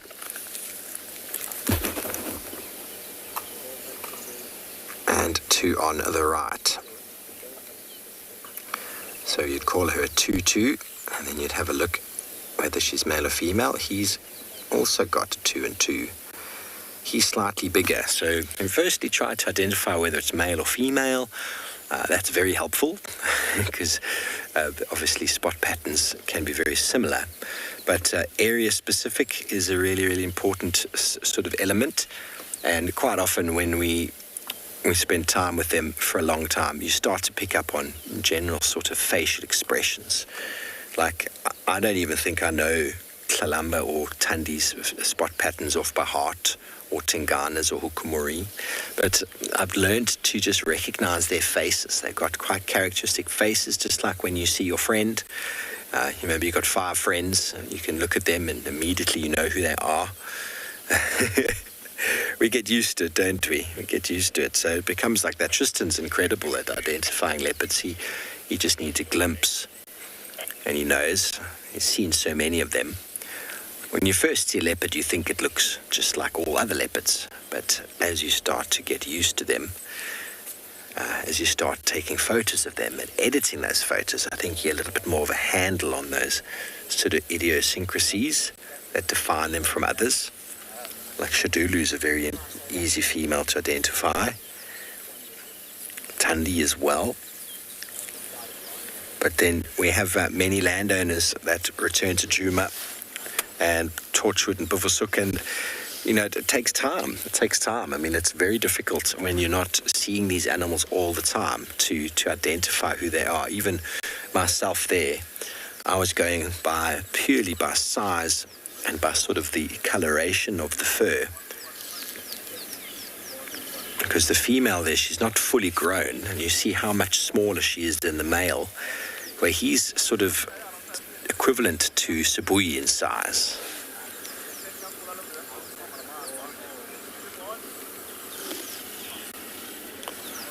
Let me just move forward here quickly, Marcella. Make some space here.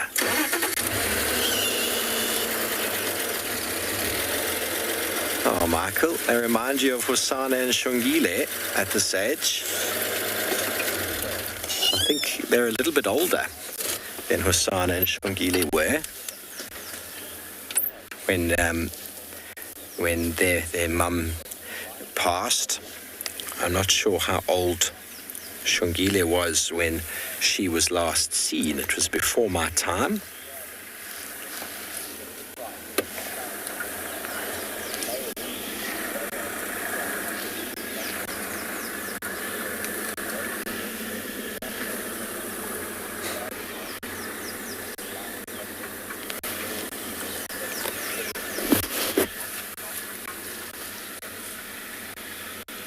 Brother and sister, they love each other now. We'll see how long that love lasts. She's alert and hungry, and he's just taking it easy because he's got two females looking after him. His mum's going to provide food, of course, and well, when the food comes, he knows he's going to get the best bits of it against his sister.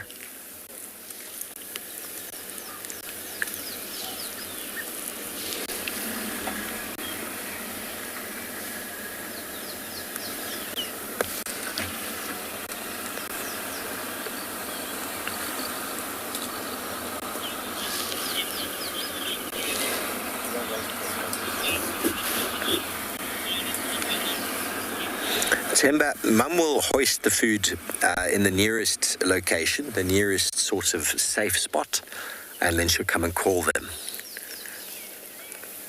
It's possible the small animal, like a scrub hare, whatever, when the cubs are young, she might bring towards them, but generally they hoist. That's the safest thing to do, because moving around with a prey animal is potentially dangerous for the adult. Other predators will try and steal it from her. But once it's up a tree, the only threat really is that of another leopard.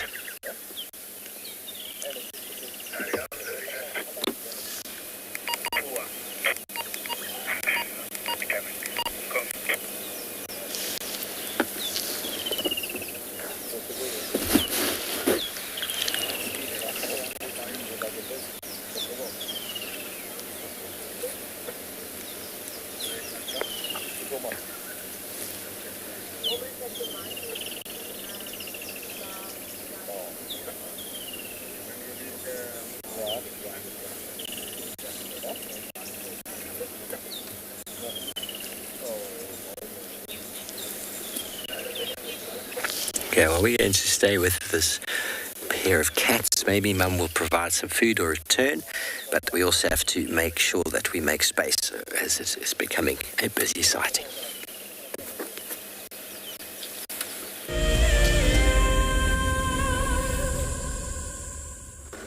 Well, that will be nice if Mum comes back. Be happy for Steve if he gets all three of them together. I know it's been a while since he's seen all three of them.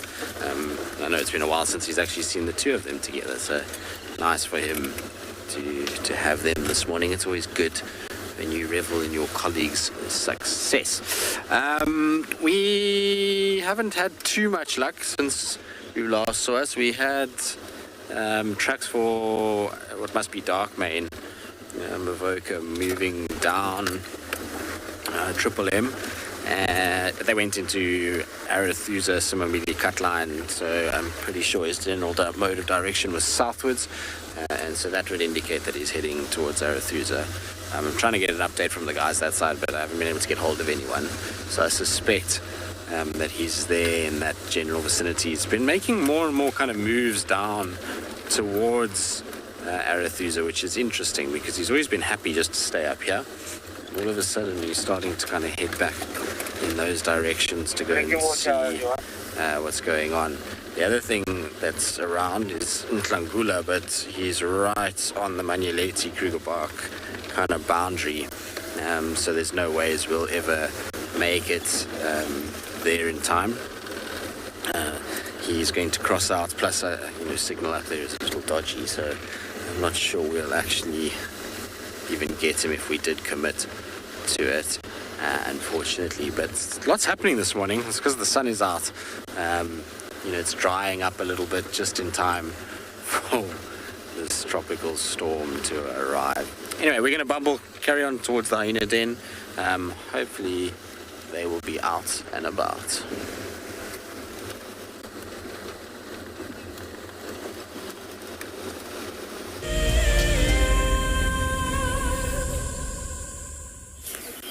Welcome back, everybody. We are still with our two cubs, or sub-adults now, you could call them. They could both survive quite easily if left to their own devices. And, well, sister's being a very, very good partner right now. She's cleaning right inside the ears. He's going to miss the attention when they split up. Must be quite a hard thing for these solitary cats, going through so much attention and affection and love in the early stages, and then as soon as he becomes a male, or he is already a male, but as soon as he becomes a bit older and he's not dominant, nobody wants anything to do with him. He's just a nuisance, really. He steals food, he's a bit pushy, he's always in the way.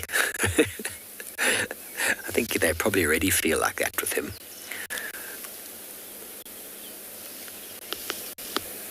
Poor Langa.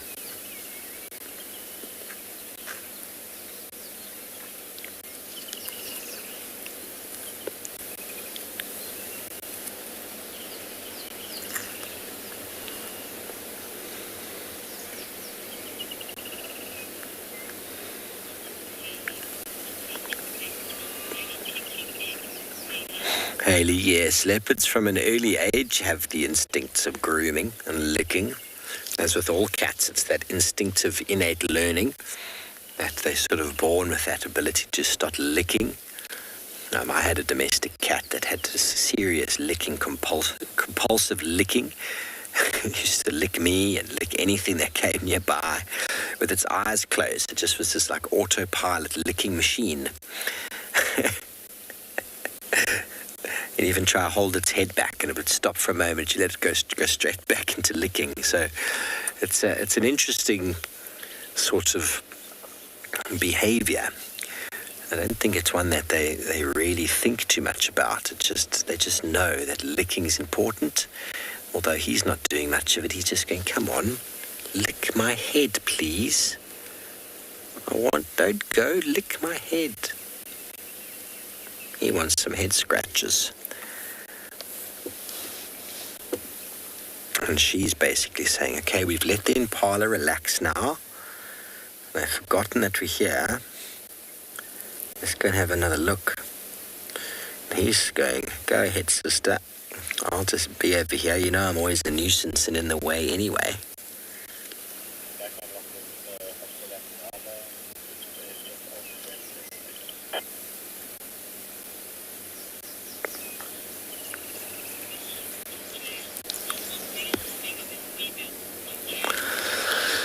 Andrea, it's pretty much a dominant thing in many species around the world. Males are bigger than females, not all. Hyena, for example, are bigger. The female are generally bigger than the male. It's a testosterone thing. Males need to compete for fighting. They need to fight for dominance and for mating rights. And so in those societies where the bigger the male is, the more chance he's got of breeding, that genetic trait is passed on. If being a small male was advantageous to these species, then the males would be small. But clearly, it's shifted. We had a male leopard who popped through the population of Pujuma about 2 years ago by the name of Kwatile. He was apparently a 5-6-year-old male, and I thought he was a female. He was tiny. He was a very small male. So whether he's going to mate, whether he's going to be dominant in any regard, is probably doubtful. Probably doubtful.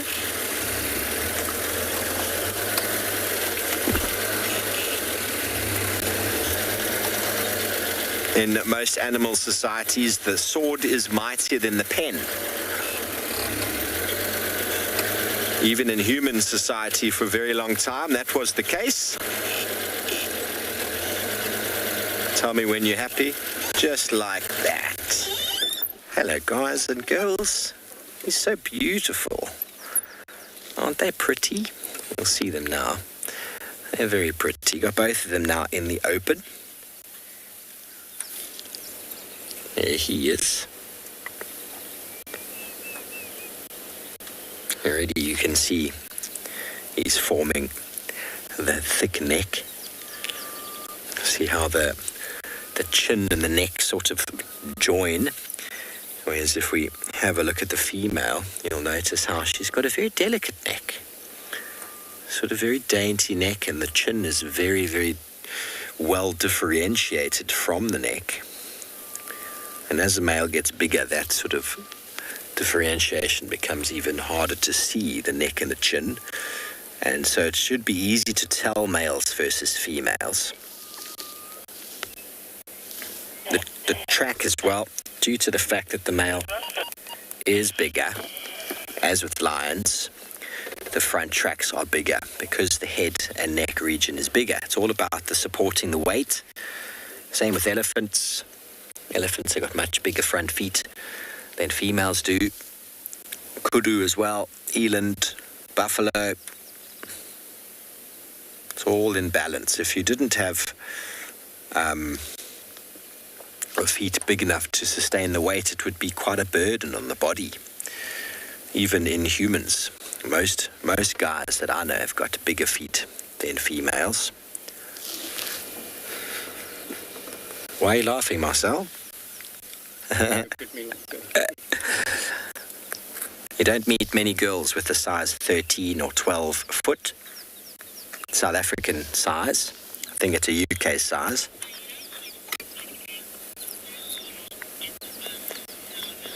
Lana, yes, they are. They are right now that there's no food. As soon as there's food, though, the sibling bonds are very different. In all cat species, there's a lot of love when there's no food around, but as soon as there's food around, it's like who can get as much in the belly as possible in the shortest amount of time.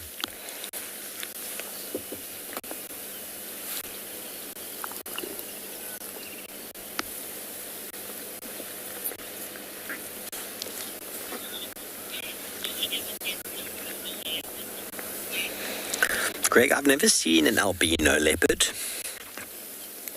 I think there are records of them, but albinos in nature with regards to many animal species, they do struggle with the temperature, with heat, because albino is essentially an animal or a species without any pigment. So the lack of pigment means that they're very, very susceptible to the sun and to heat. And so they don't do very well. I can't say I've ever seen one. There was records of an albino elephant, but they don't often survive very long. But then I'm no expert in that regard. Marcello with the facts. Your knowledge of albino leopards? No.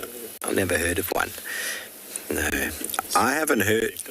what, sorry? You do get the strawberry leopards. Strawberry leopards. They still have pigment, yeah. So there's a difference between like the white lion and an albino. White lion is just a recessive gene. They've still got pigment. It's just a coloration. We talk about it every now and again, that in a dark-haired family, every now and again, a red-headed child appears. It's all about genetics and how the genetics are dominant. And that is a very long discussion.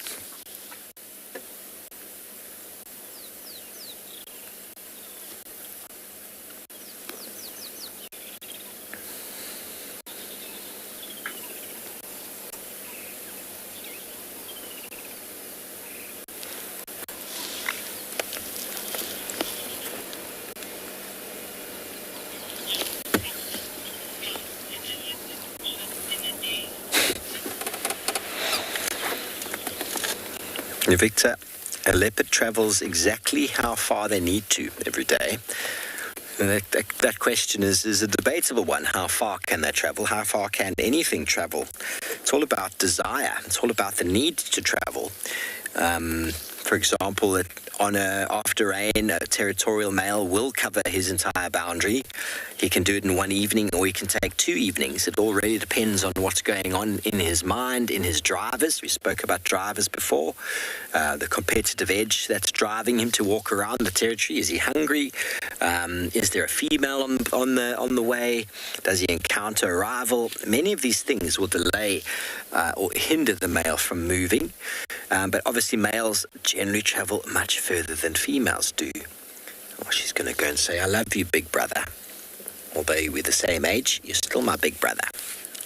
And he's going to bite too. Aww.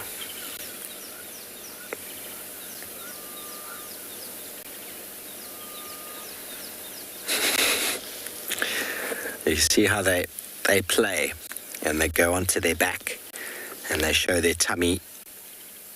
Many different sort of elements there in the real deal.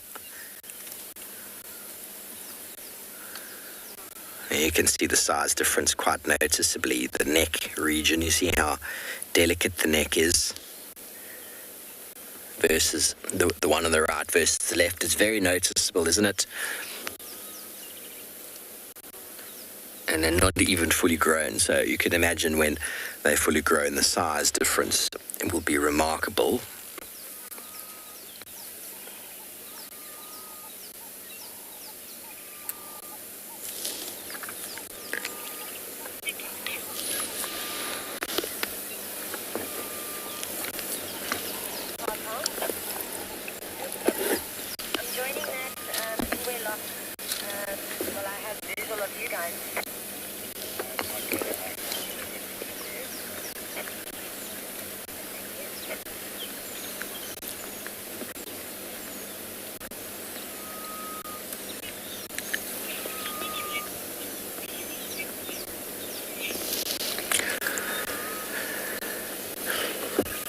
Corey, I've got to think about that. How many leopard subspecies? Well, we have the Pantheropardus, which is the African leopard, and then we have the Indian leopard, which is a subspecies. I don't know. I mean, back to the lineage, I think Tristan would be a better one to answer this. He's a little bit leopard crazy. I don't think the snow leopard is under the same genus at all, so it's not a subspecies. Same genus, different species. Yeah, so subspecies is essentially an organism that is pretty much the same thing, but they're separated by geographical range, so there's no chance of them interbreeding, so they're being classified as subspecies. So I think it's only the African leopard and the Indian leopard that are related in that regard. A Moor leopard, yeah. But that's completely different, isn't it? Is it a subspecies, Marcel say? Okay, a Moor leopard, Pantheropardus, a subspecies. I didn't know that. I'm just going to help someone get into this leopard sighting. Just give me 1 second. Station is looking for the Ingwe Lock for Steve. Morning, Steph. I'm just on your southern side now. When you see my car, I'm just going to pull forward. If you just want to pull up right behind me, you'll get them. They're just here on my 9 o'clock. Just going to pull forward and give this other vehicle an opportunity to have a look. I'm sure we'll still have a view through the gap here. Marcella, tell me if you're happy. Right there, eh? Iranian. Okay, I'm really out of touch with the global status of subspecies and all of that.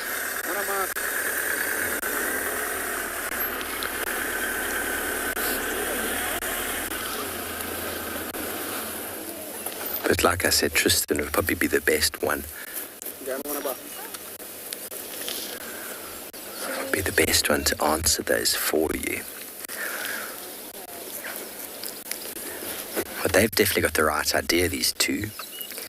They're enjoying the shade. And, well, to view them, we're sitting here in the full sun.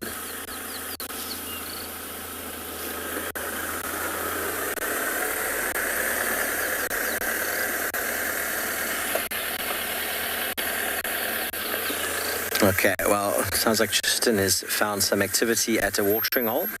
Let's go see what he's got.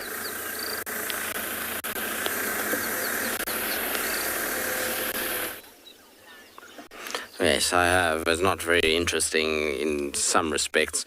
It's pretty, but kind of they're pretty common all over the place.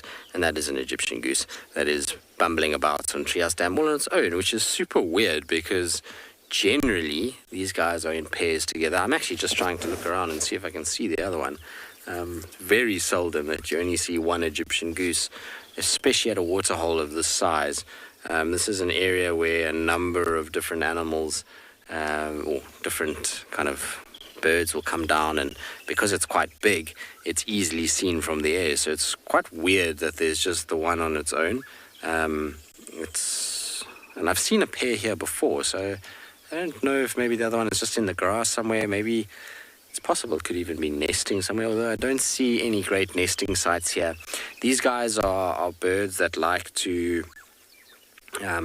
utilize other nests and repurpose them. So they're often big exponents of the buffalo weavers as well as hammerkops.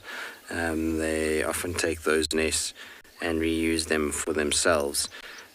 So it's a kind of weird that maybe that's why there's only one here, is it's just not a great nesting site and therefore not a great habitat for a pair to exist, and younger birds can use it, but not great for adult birds. I don't know. It's one of those weird things, really.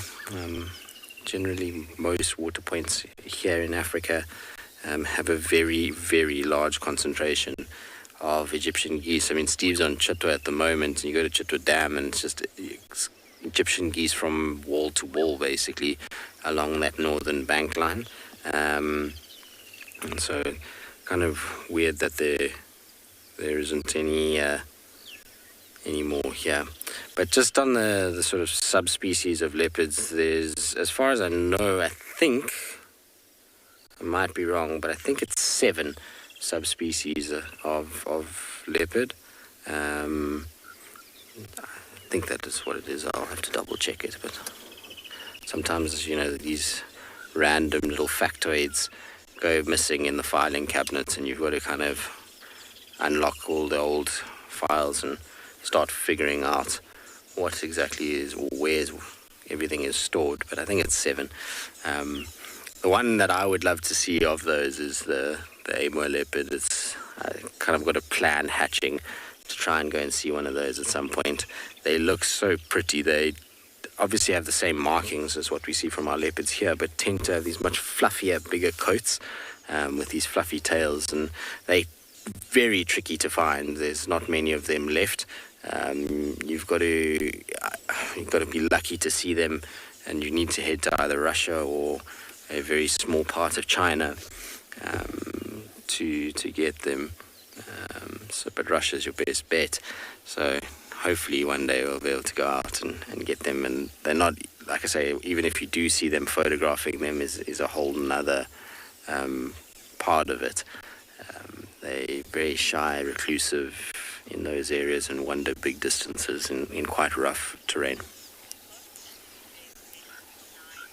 9, there we go. Okay, I can't remember if it was 7 or 9. But what did I say to you? 9 in the beginning, eh? I said I think it might have been 9 or 7, I don't remember. But there we go, 9, perfect. So they're all the same scientific name, it's just as subspecies work, it goes down. And the ones that, like I said, that most people will know of are the Amurs. Then there's the Indo-Chinese, there's all kinds of them, there's a whole bunch of them that are out and about. I wonder, actually, talking about subspecies of leopards, I wonder if the Cape leopard is ever going to receive a subspecies of the kind of leopards we see in South Africa. So here we have leopards up in this northeastern part of South Africa, and then they kind of spread all the way through down central to the coastlines. And then there's the Cape leopard population, which is typically a lot smaller in stature than what you see from the leopards up here. We've spoken about it many times before, but those leopards that live in those little mountainous areas of the Cape, the females can be as small as 15 kilograms as an adult female, which is very, very little. You know, she's tiny then, almost the same weight as a caracal. Whereas, you know, up here, our females can be as much as 50. So it's a very big difference between them. So I wonder if they're not going to start categorizing them as a subspecies. Also considering they have a very, very, very typical, unique habitat in the Overberg Mountains and Cedarburg Mountains. It's possible. I don't know.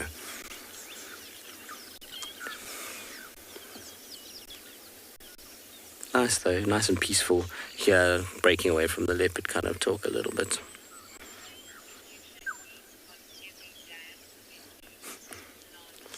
No, yeah, pretty much. Just trying to think. I've seen them at every single dam. There's not one that doesn't. You even see them sometimes at little mud wallows, which is crazy.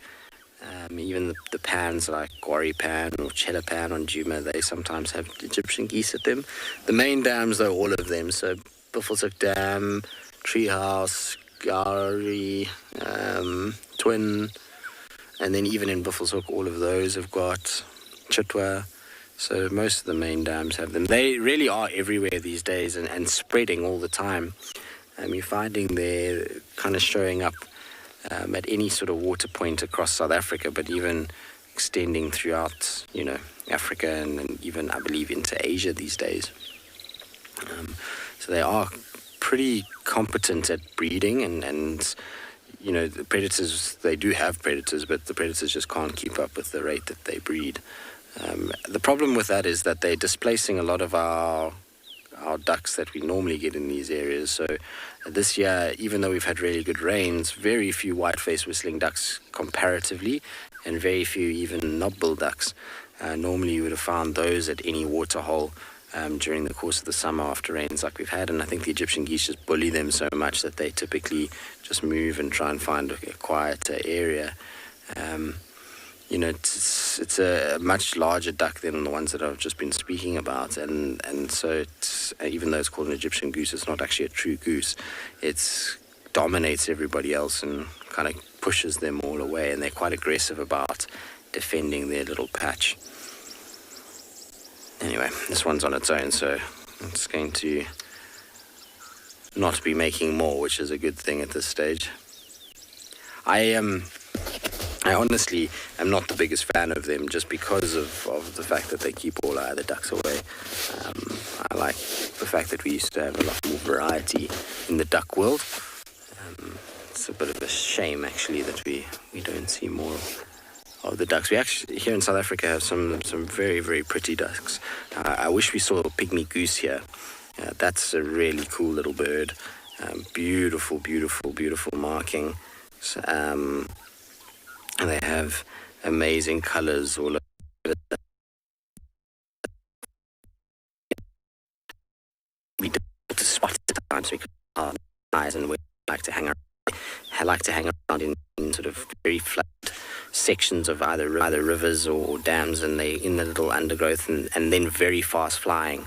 It's actually amazing to watch them kind of covering ground as they fly from one little section to the other. Very, very quick little birds, but very pretty too. Nice. I think we'll carry on. Treehouse doesn't have too much else going on. I was hoping to see if maybe there was some other kingfishers or anything like that, but it seems as though it's all quiet on that front.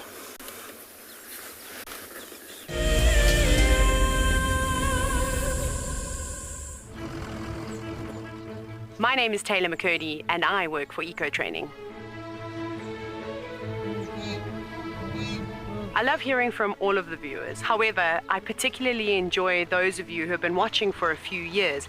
Your questions are just so advanced, and they really get me thinking. If you'd like to ask a question on Wild Earth, you need to register on our website. Once you've done that, head to the Live Safari page and submit your questions below the live feed. Guys, have a look at what we've got.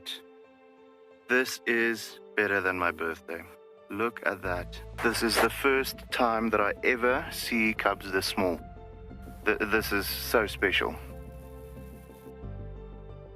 This has officially just become my best sighting of all times.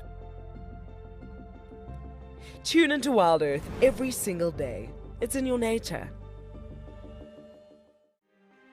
For the month of January 2021, we are offering a chance to win a unique Wild Earth expedition to the magnificent Tswalu Kalahari. From the ancient quartzite Koranenberg Mountains to the southern Kalahari's red sand dunes, Tswalu offers what travelers crave most: space and time. The winner will explore this landscape in a vehicle, on foot, or on horseback, with a chance to go behind the scenes with Wild Earth and of course meet the meerkats. The prize includes a 3-night stay for you and a friend at the luxury Motse Lodge, including flights from either Johannesburg or Cape Town. Open to all Wild Earth explorers who have signed up before the end of January 2021. Terms and conditions apply.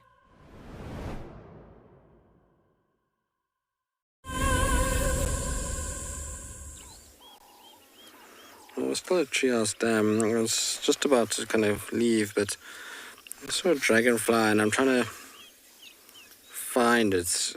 They can be very tricky to ID because they don't sit still. But I saw one kind of coming past. It had very pretty markings on it of blacks and yellows, which I know is not exactly narrowing it down because many of the female dragonflies are marked with black and yellow. But it had a very kind of specific pattern, and I just haven't found it yet. And quite an interesting shape. So it can be, like I say, without actually finding them, it can be pretty tricky. I don't know, there's just too many that are black and yellow to actually ID it without being able to see it. You might see there's a terrapin that's bobbing about in the water. They are pretty common in this dam. You see lots and lots of them. Their heads just poke up, breathe a bit of air, and then go back down and start to look for food. Too many that are too similar to actually make sure which dragonfly it was. I wish we could get dragonflies on camera a lot more than we do. Unfortunately, like I say, they don't really sit still. They're constantly moving, and erratically so, which makes it quite tricky to get them. We used to get them a little bit more on bushwalks than we do from the vehicles. The vehicles also disturb them and then they fly away.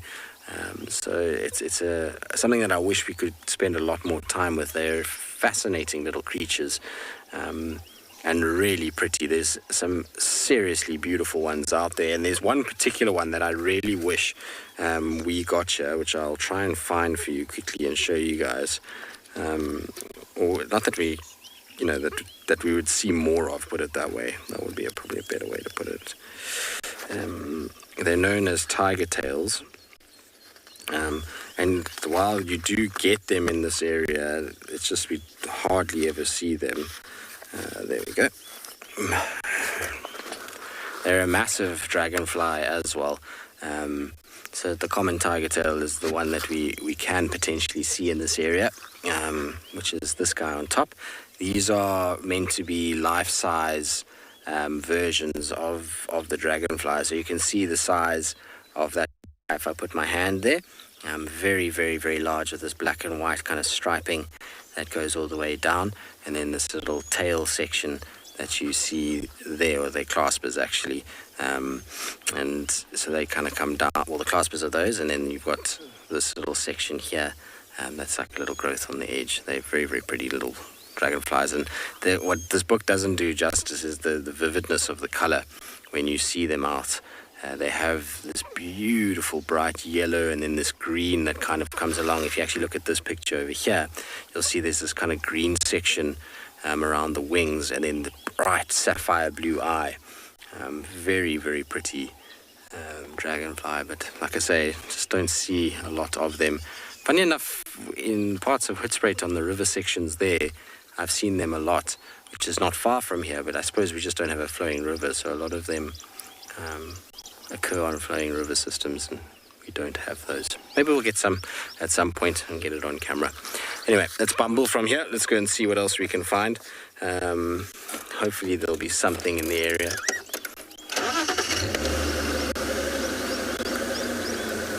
Annie?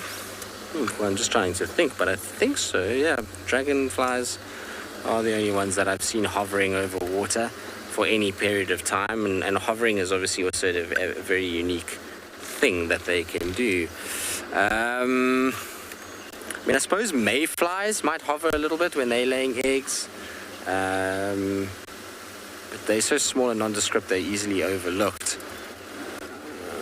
I'm trying to, yeah, they're the only ones that I can think of as dragonflies, really, that are seen commonly hovering over water.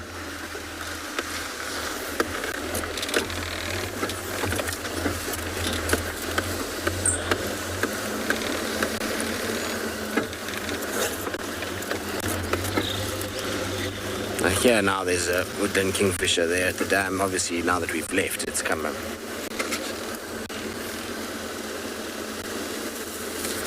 Kuma, no, they're not related to flying ants. Flying ants is actually a very bad term. It's completely inaccurate. What you're seeing are not ants at all. Flying ants, or in South Africa what's known as a flying ant, is actually a winged allet for a termite mound. So the correct term is a winged allet. So it's a termite that has wings that is going to try and find another termite that has wings in order to reproduce and to start a new colony of termites. So yeah, flying ants is actually a very bad term for them. There are ants that do have wings, particularly the males. Those are known as drones, though, not as flying ants either. I think flying ants was just a kind of colloquial term that was copped by the fact that they look a little bit similar to an ant and they have wings, and so that's where it's come from. But they're actually not ants at all, and they are not related to dragonflies either. What is related to dragonflies is damselflies.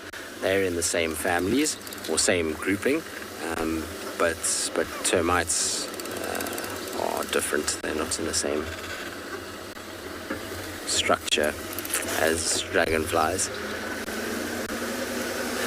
Quite surprised today the birding's been quite dismal. We haven't had much in the way of birds today. I would have thought after a bit of rain and the sun kind of coming out that we would have seen a lot more in the way of birds. But it's been fairly quiet. It's just been the odd rattling cisticola and generally the normal kind of birds that we see. All right, I'm going to carry on, see what else we can find. In the meantime, let's send you across to Steve, who I believe has got a cute leopard.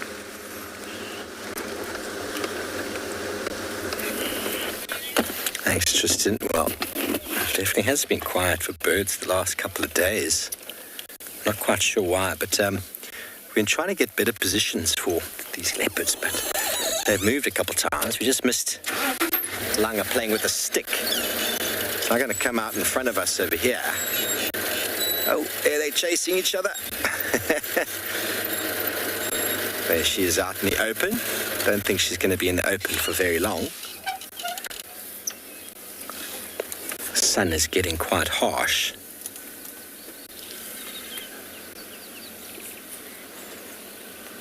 Something quite special about following two leopards on the move, or a mother with her two cubs on the move, really is quite something to behold. I'm walking towards that tree. I'm going to find a nice bit of shade. We had a lovely bit of shade before. Didn't have the best view of them. That's the way it is, everybody. They're chasing each other again. It's playtime in the bush. It's just here in front of us. The grove of Terminalia sericea, silver cluster leaf. They're probably going, where is Mum already? I'm hungry. Oh. It was so acrobatic. Oh, yes, come and have a look. Come and show us how beautiful you are.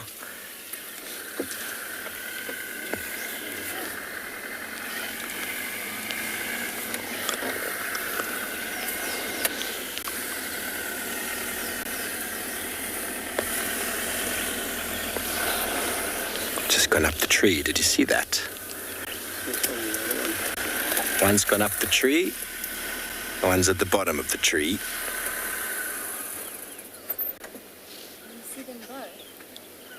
We can just see one at the moment without moving. I had a feeling they would go up. He's now going to move away. Allow her to come down. Sorry, Marcel, I only got the end of that question from Dora. What did she say? Dora, can you see how silvery the leaves are? Leaves are very silver in color, and they cluster at the end of the branch. So it's called, the genus name is a Terminalia. Terminalia sericea. And the Terminalia is because the leaves terminate. There she's up at the top. Right up top there now. And silver, because the common name is a silver cluster leaf, and the genus name is Terminalia. So it's a very beautiful tree, a very common tree in this granitic, sandy soil. She's going to jump. Are you ready? 3, 2, and go. She's not going to jump.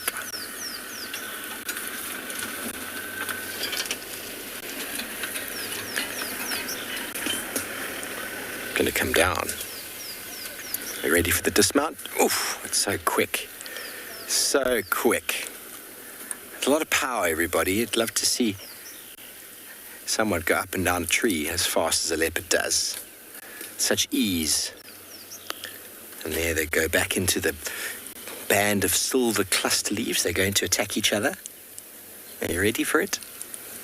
He's playing with the silver cluster leaf because, well, what else do you do with a silver cluster leaf but play with it? Here she comes. And he's going to be flat. And it's going to be a little bit of attack. The play is such an important element in their development as adults. Them playing with each other is how they will play with their food eventually, and also teaches them the techniques of fighting defense when it comes to a little bit more of a violent encounter. Okay, well, it sounds like Mo has finally found his lions. Let's go and have a look.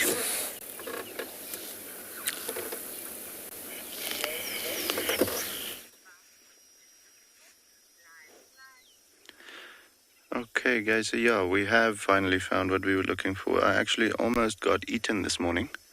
Luckily, it is the Southern Pride, and they're very relaxed, but they're just like maybe 30, 40 meters off the road. So we found the tracks for the Pride.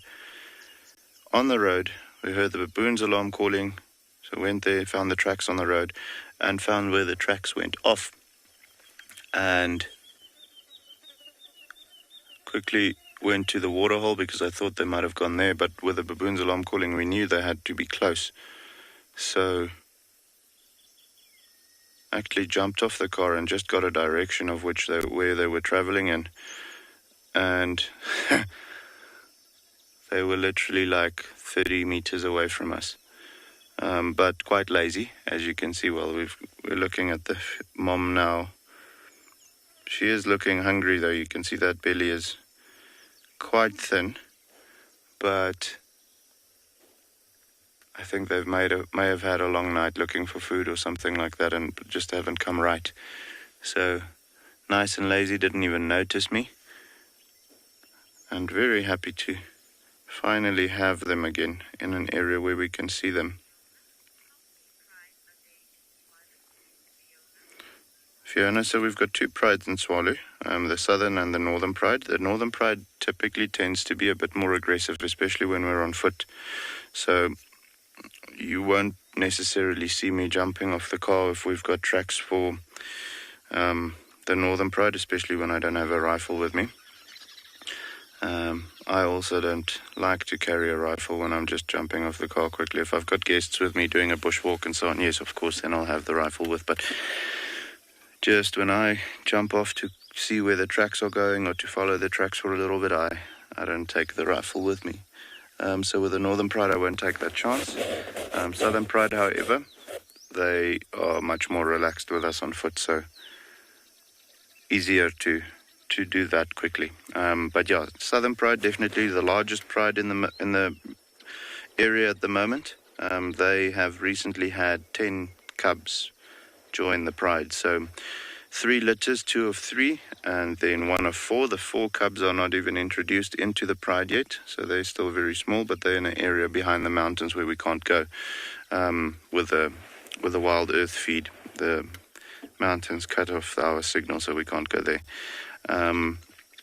However, the other 2 sets of cubs are about 3.5, 4 months old, and then just over 6 months, the oldest ones.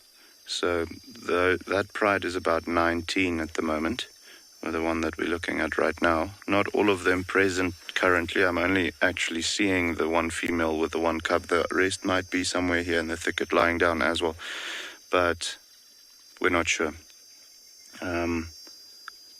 And then the Northern Pride, they are potentially, there's 2 females denning at the moment. We think that is the case, but we haven't seen any cubs or seen any marks on the bellies of the females where the cubs might have been drinking. So it could be that they're just, making nests so far to, getting ready to have those cubs. So we'll have to see how many more we get on that side. But yeah, we've got the 2 prides and then the 1 dominant coalition. Hammond, so not high at all. The survival rate of lion cubs are typically 20% up until the age of 2 years. So, unfortunately, 1 in every 5 typically makes it to to 2 years of age. After that, their chances go down even more because then the males get kicked out and they have to go off and be by themselves and, be nomadic lions until they one day become the big boys.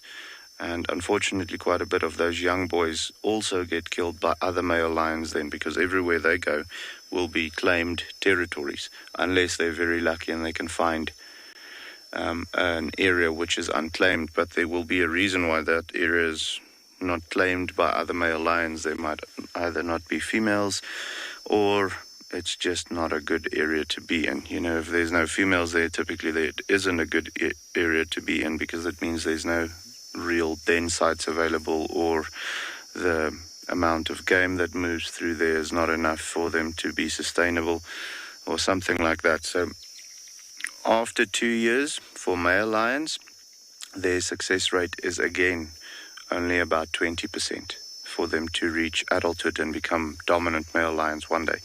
So quite a tough life for young lions growing up. But, you know, if all the lions grew up that was born, there would be no impalas and buffalo left in the bush. So unfortunately, that is the harsh reality, but it is necessary for some of the lions not to make it. However, out here, these females have been taking super great care of the cubs that have been born. So from the get-go, we've had 10 cubs, you know, as they came in, and we haven't lost a single one that we know of just yet. So hopefully that will continue like that, and we'll have 10 new young lions soon that can help the pride to start hunting and all of those things as well. There is quite a few males in the litters, so I think there were, if I'm not mistaken, there's about, well, with those 4 we don't know yet, because they're still too young for us to even see obvious parts. They're still flopping around in the bushes, their mother keeping them quite well hidden. But with the other 6, if I'm not mistaken, out of the 6, there's 4 males and 2 females, or 3 males and 3 females. I'm not quite sure.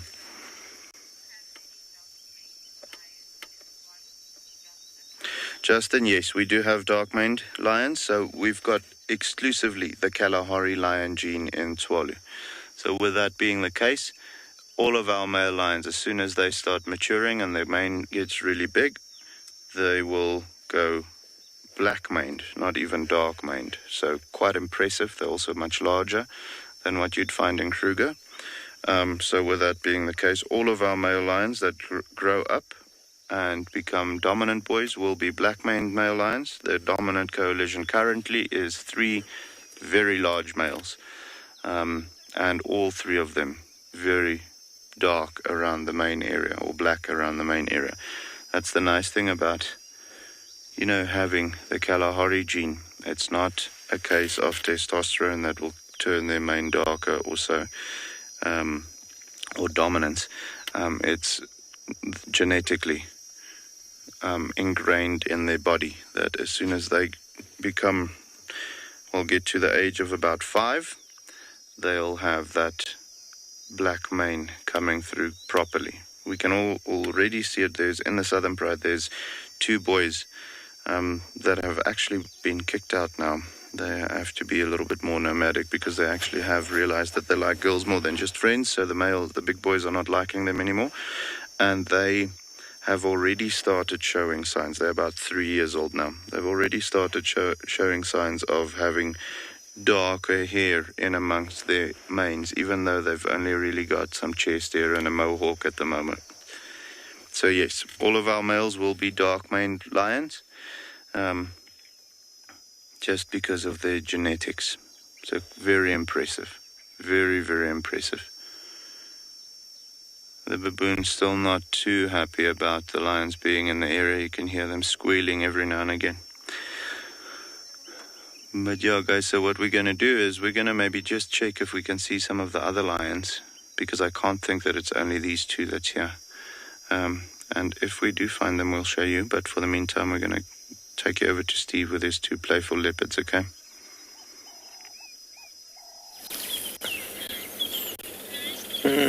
Well, thanks, Mo. We are indeed with a playful brother and sister. He's starting to get a little bit rough. She's starting to get a bit annoyed. I don't know if you heard her hissing there. hidden underneath the wonderful Terminalia sericea, the silver cluster leaf.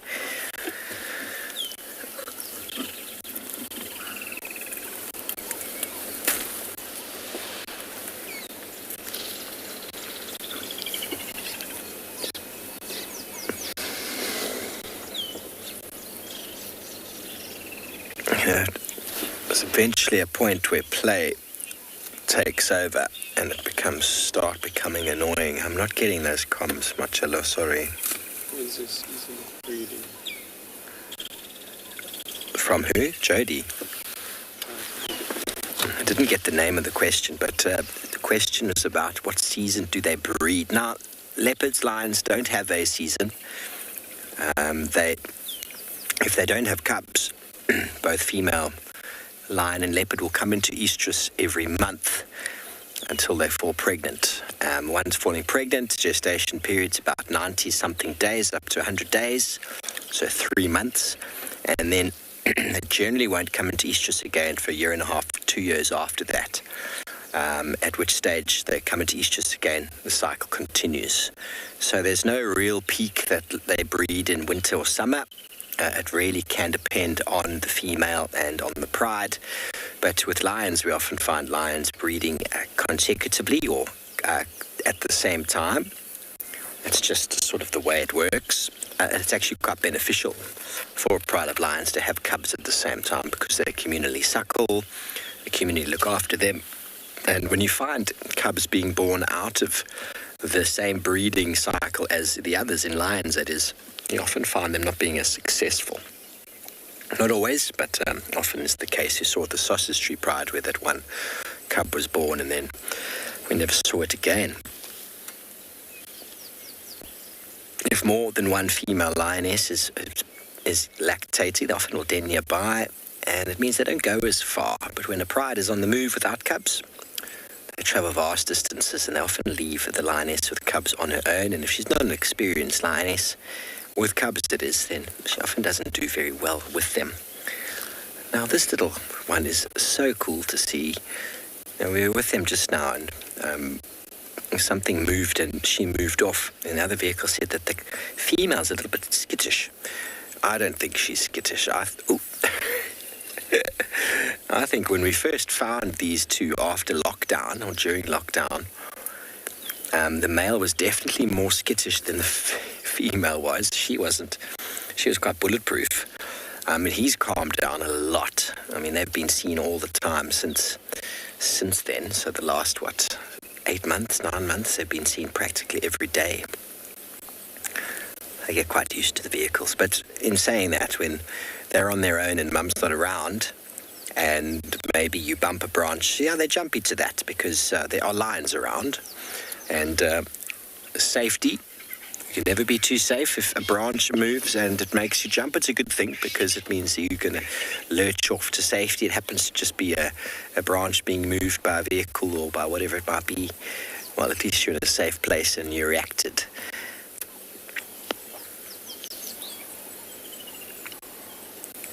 She's eating a little bit of grass now, often a precursor to a little bit of vomiting.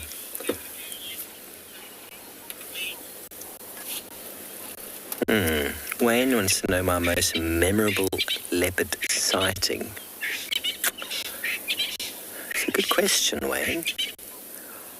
It's a very good question. I've really got to think because since I've been here, there's been so many. There have been so many. I really have to rack my brains for what is the most memorable, but it often has to do with cubs, finding cubs. At Lalamba, trying to take a kill up the tree. I'm really trying to think. There's so many that have emerged in my head at the moment. I'm just trying to think of one that really stands out.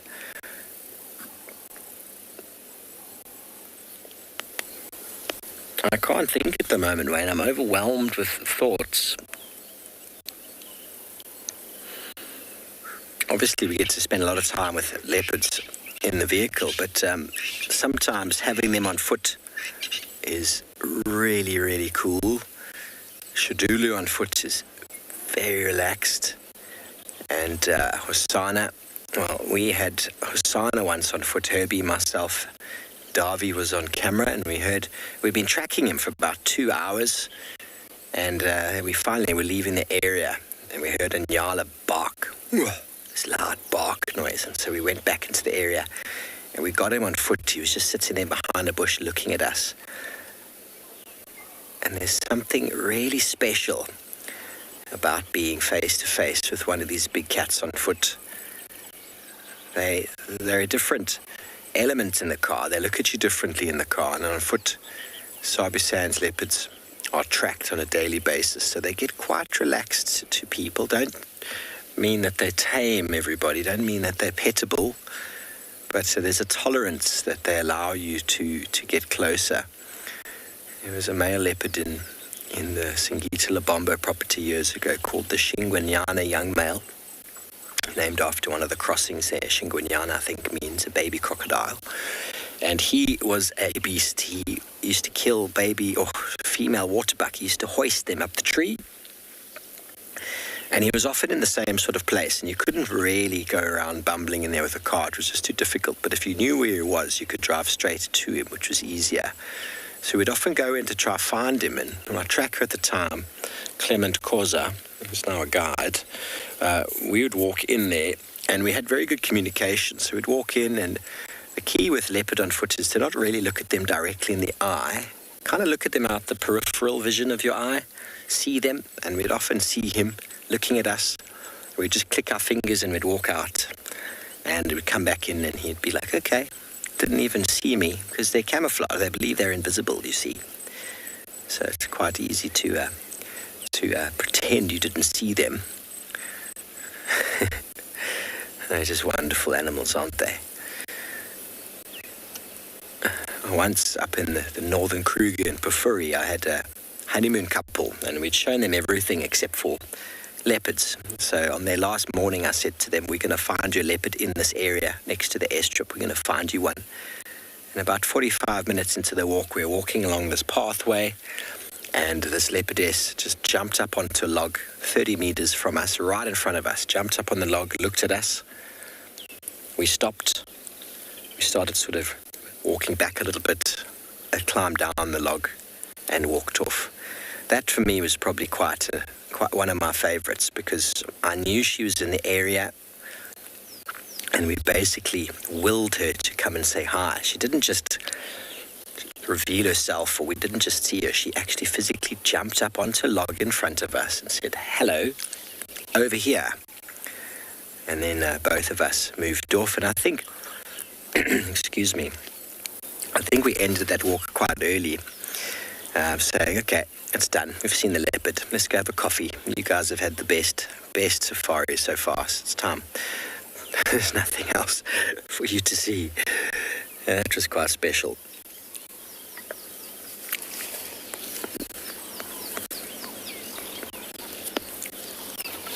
Are you going to hide now in the bushes there, are you? Let me move forward here.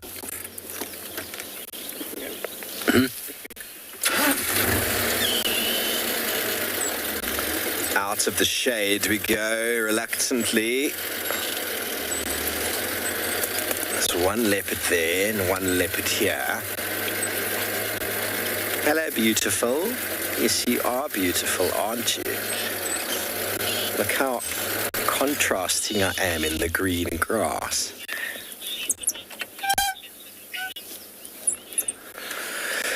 Thanks, Lou. I like sharing the stories. There are so many of them. It's hard to sometimes narrow them down. But to be honest, I've never had as many leopard actions as I've had since being here. The Sabi Sands is just next level when it comes to leopard. Before arriving in Djuma, in my interview in 17 November, I hadn't seen a leopard in 3 years. I think I'd seen one in 3 years. So in my interview, we had Tingana, and Hosana joined him in the same sighting.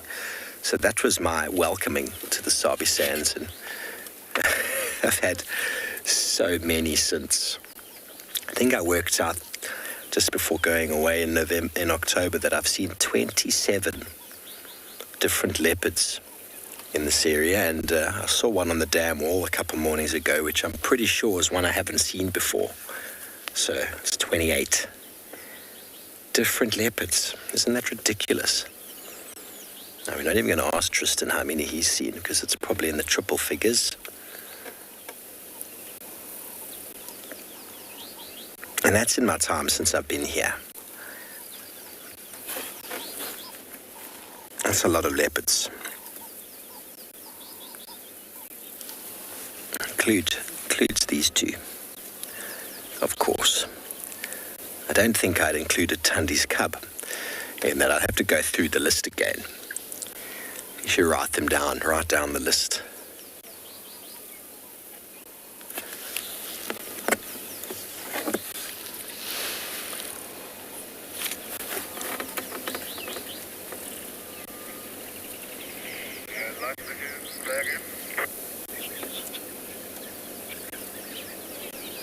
Okay, well, Mo still with his lions over in the west.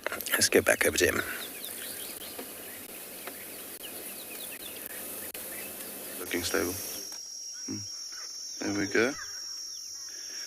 All right, guys, so we've had interesting thing now. These lions are, I think, they're so hungry that when the baboons started getting into a commotion, they were fighting and playing with each other and doing all of those things that baboons normally do. These lions immediately paid attention and they started moving in the same direction. We're going to try and keep up with them. We are going to go behind a bit of a hill, though, so we'll have to see. Let's just do this.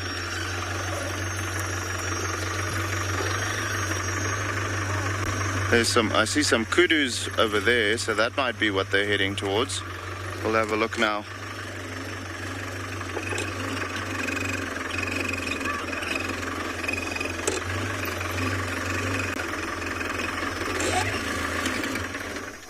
There you can see them nicely in the light now walking. Incredible how... Have a look at how long this grass is actually, guys. Now you can get a good idea of how beautiful the Kalahari is at the moment. Just long grass like crazy. And you can imagine how easy it is for the lions to stalk at the moment. But okay, stalking is one thing, making the kill is another. Still need to have the perfect conditions though. But yeah, they definitely... Yeah, I can hear the kudu also now alarm calling. I think they've seen the lions. But they definitely...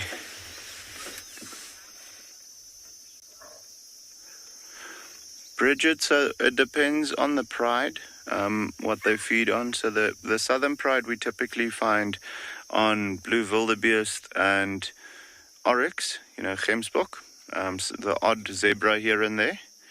And then every now and again an eland, whereas you'll find the northern pride, we found them more on zebra kills than anything else, also on oryx. So those two are typically their preferred prey species. But when the whole pride is together, for both prides, they'll definitely like to go for the eland, because it's a big meal. Eland, even though they're larger than buffalo, are typically not as aggressive or as dangerous as a buffalo can be. Obviously, guys, when your life is threatened, everything becomes dangerous. So they still need to hunt with caution, if that makes sense. But for the eland, it's definitely a little bit more safe. Well, for the lions to go for eland, it's definitely a little bit more safe than to go for buffalo. And then here and there, every odd occasion, we'll find them on maybe a young giraffe or so, but that doesn't happen too often. The prides, even though they sound large, I mean, I mentioned earlier that the southern pride is now 19 lions. There's only 3 adult females in the pride, so quite a bit of youngsters currently. And with that being the case, they still need to take that into consideration. You know, the hunting ability of the pride is not necessarily that great. Let's just see where these lions go. I'm skittish of going too far behind the rocks because I think you guys might lose us then. Just want to see how those are the kudus that's standing on top of the hill there at the back. Interestingly enough, only seeing one set of cubs now, and it's definitely both mothers that are here.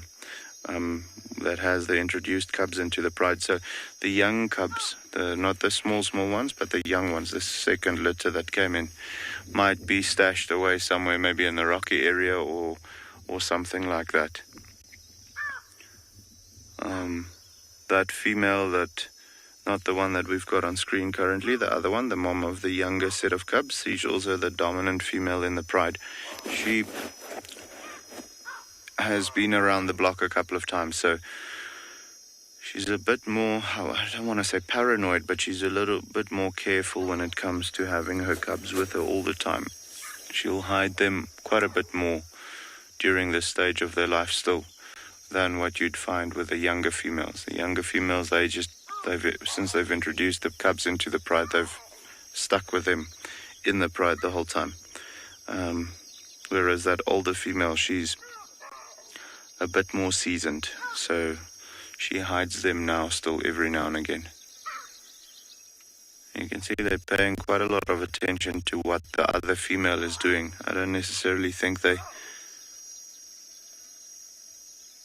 going for the baboons anymore. You can hear those baboons are definitely not happy with the fact that the lions are in the open. And they've got the height or the vantage point that they can look from now, so the lions can't really hide from them even in the long grass. But yeah, see here she's coming back now. I think they've realized that going for the baboons is not really gonna help.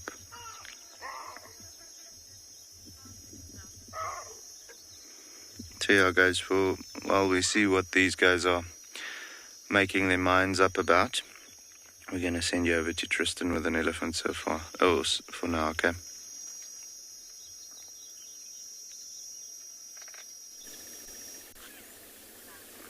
We have indeed a very cheeky elephant. It's maybe a relative of Susan. Why? For what reason? There's no reason to behave in this manner. Enough. Off you go. It's because her little one is messing around here and breaking branches and just being a youngster, and she's getting bent out of shape about the fact that he's there and we're here, and we're just kind of sitting still, because the problem is often when youngsters are like this and you start the car, they can end up running, and then it causes mom to get more aggressive, and so the best thing is just to sit tight.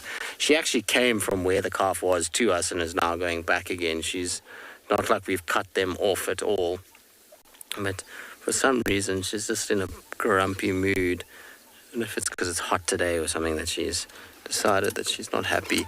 I'll roll back a little bit just to where there's a little gap here, but I'm not going to follow them too far.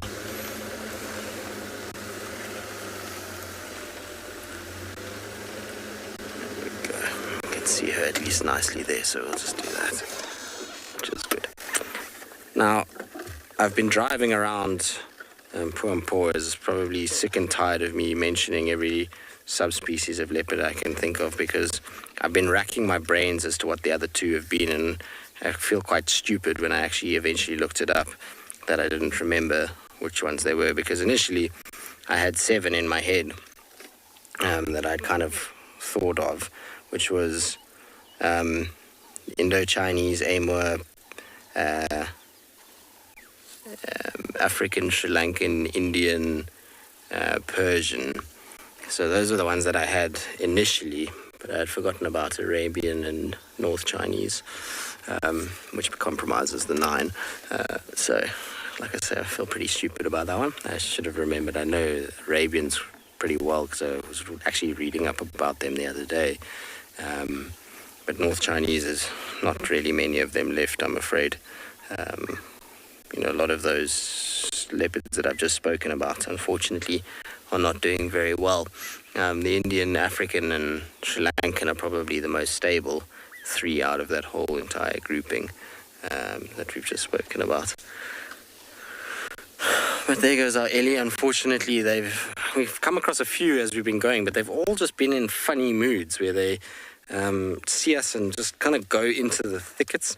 I don't know if maybe the arrival of so many bulls is just unsettling a lot of the cows and their calves. And it seems like this herd is very split because just these two here, but further down towards central, we had an audio of a whole bunch of them in the block. Then there was a young one by itself just walking around. So I don't know if maybe there's a bull in amongst all of them at the moment that's causing a little bit of unhappiness with them. But I'm not going to follow through thickets yet. You can see when she was on the road there, that shaking of the head and her head raised, that's her telling us that's close enough, you don't need to come any further. I'm kind of telling you that this is where I'd want you to stop. And if you start to ignore those signs and you start to follow Ellie's, that's when you're going to start getting yourself into trouble. Kylie, you're asking why she's behaving like a male that's in mass, or sweating like a male that's in mass, should I say, sorry. She's not. She's leaking from her temporal gland, which is common of all elephants. It's not just males or females that do that. Just males that do it. Females do it too. They have a gland that sits on the side, and it's often an indication of emotion. Whether that be joy, stress, unhappiness, anger, it kind of will leak for all of those. In this case, it's probably that she's just a little bit irritated that we were kind of there, and so, she's streaming a little bit. They also did just come from a water point, so the underside of her is dark, and that's from water that she sprayed on herself. As I was saying, it's a hot morning, so she's going to be trying to cool down by throwing water on her underside and around her ears. But the leaking that you saw on the side of the face is from her temporal gland. It's a sign of emotion, basically, which can be either good or bad.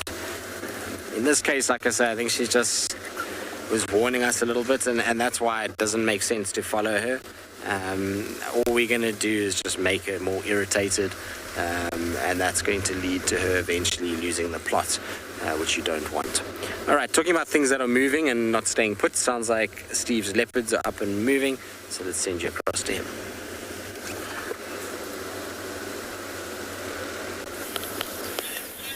Hi everybody, they're not that mobile. We followed them and they came out, and now they've both decided to park right in front of the car. So there's no moving right now, except for ducking my head. No moving. They can't start the car now. And this one had a poo already. Is she going to smell her own poo? No, she's going to pretend she didn't even see it. There it is at her feet. Langa walked up. Oh, she's going to smell it. Oh, no. Oh. Yes, that was you, darling. Yes. Oh, she nearly tried to bury it. Did you see? Tlalamba. That was one of the coolest things I think I saw, was when Tlalamba, Tingana had stolen Tlalamba's kill up a tree. And then he deposited a giant steaming poo on the floor. And she went and sniffed it, looked repulsed, and then buried it. Oh, isn't this wonderful?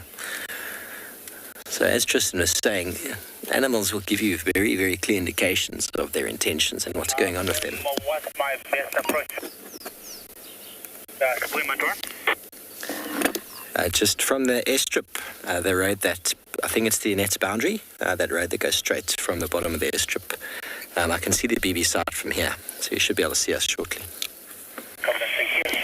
Sorry about that, everybody. Just someone else is interested in the sighting. So animals will tell you exactly what's going on with them. If they're not relaxed, you will know. These two are more interested right now than skittish or behaving. They're just like, oh, hello, what's going on with you guys? We're right. I can't start the car because they're too close. They the noise the car will probably cause them to react, so because they're so close. So we'll just have to sit and wait.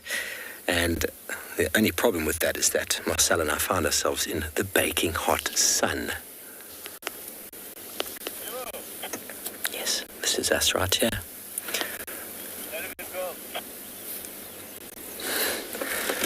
Very close.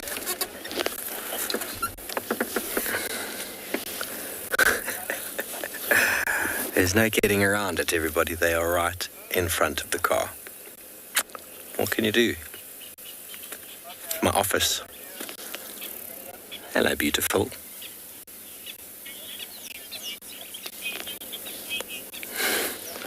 Luke, don't you love them?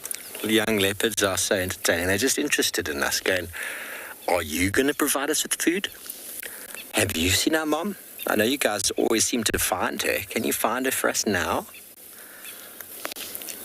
So, if you go back just slightly on the camera, you'll be able to see clearly now the difference in the size of these two. It's very noticeable.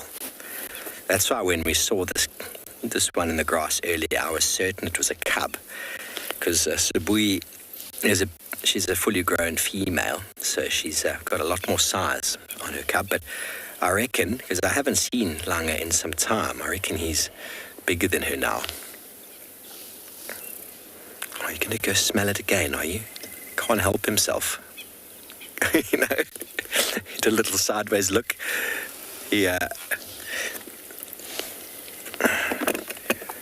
Just updating. Yeah, I'll keep coming along there. One's mobile on the road towards you now. Now they're going off the road. Yeah, they might go off the road, so come forward. Okay, so they've been in the road beautifully for us this whole time. Now this vehicle arrives and they go into the thickets. Isn't that the way it works, eh? That's the way it works, everybody. Okay, well, we're going to try and find a better view for you, maybe even get ourselves in a little bit of shade.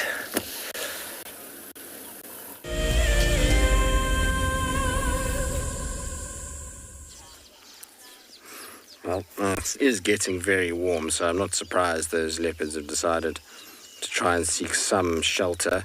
It's very, very, very warm all of a sudden with the sun out. But I think most animals would be jealous of the fact that hippos get to spend their time doing what they're doing right now, which is kind of sitting in the water. So we're going to sit and just enjoy the sounds of the weavers and the hippos at the dam itself.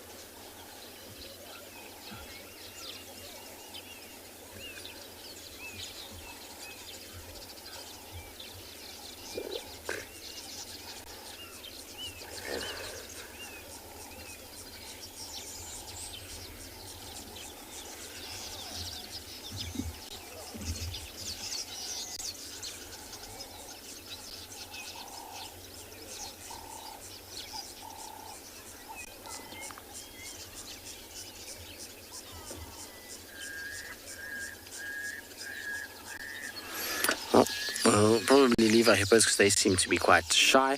Hopefully there'll be something else around the corner.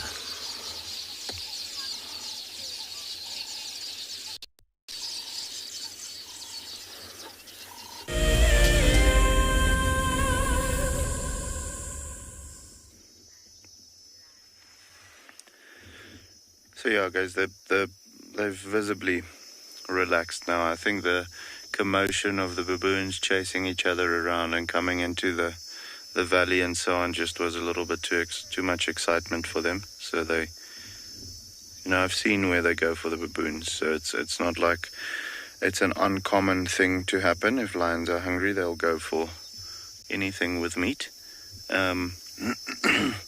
But now that the baboons have moved up the hill again and knows about them and so on, they've decided they're going to do the Sunday afternoon laziness type of thing again. It is great though, because we know where they are. So these females do look hungry. I do think they're going to try and look to, hunt this afternoon maybe. So there's a good possibility that we might come back here and see what they are up to. Especially that dominant female. She was looking rather keen on those baboons. So anything that comes through there will be interest shown, I think. But yeah, just getting a little lazy now.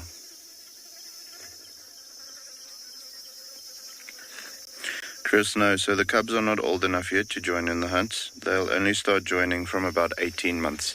At that point, they mess up more hunts than they do anything else, because they're in that learning period. At the moment, the closest to hunting they get is playing with themselves, playing with one another, stalking each other, play fighting, doing all of those things, all of the necessary exercises to one day become these, killing machines that their mothers are at the moment.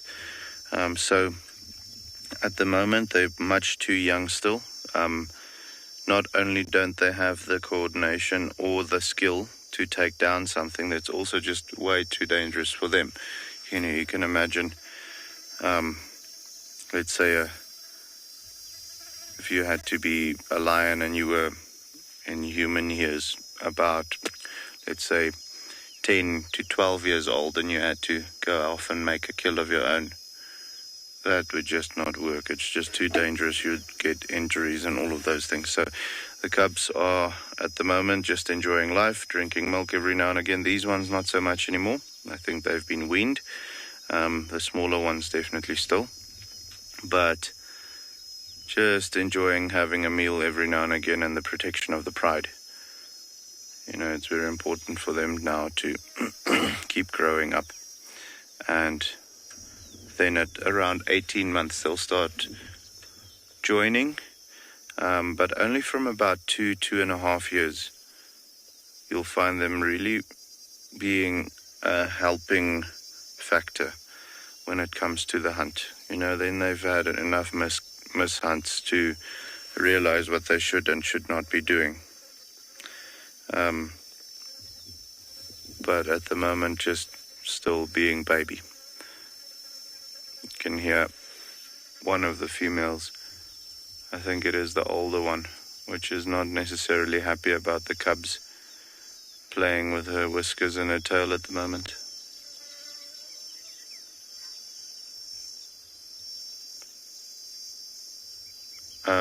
Russ, if I heard your question correctly, would a lone male be able to form a coalition? Yes. Okay, with male lions, you will sometimes find that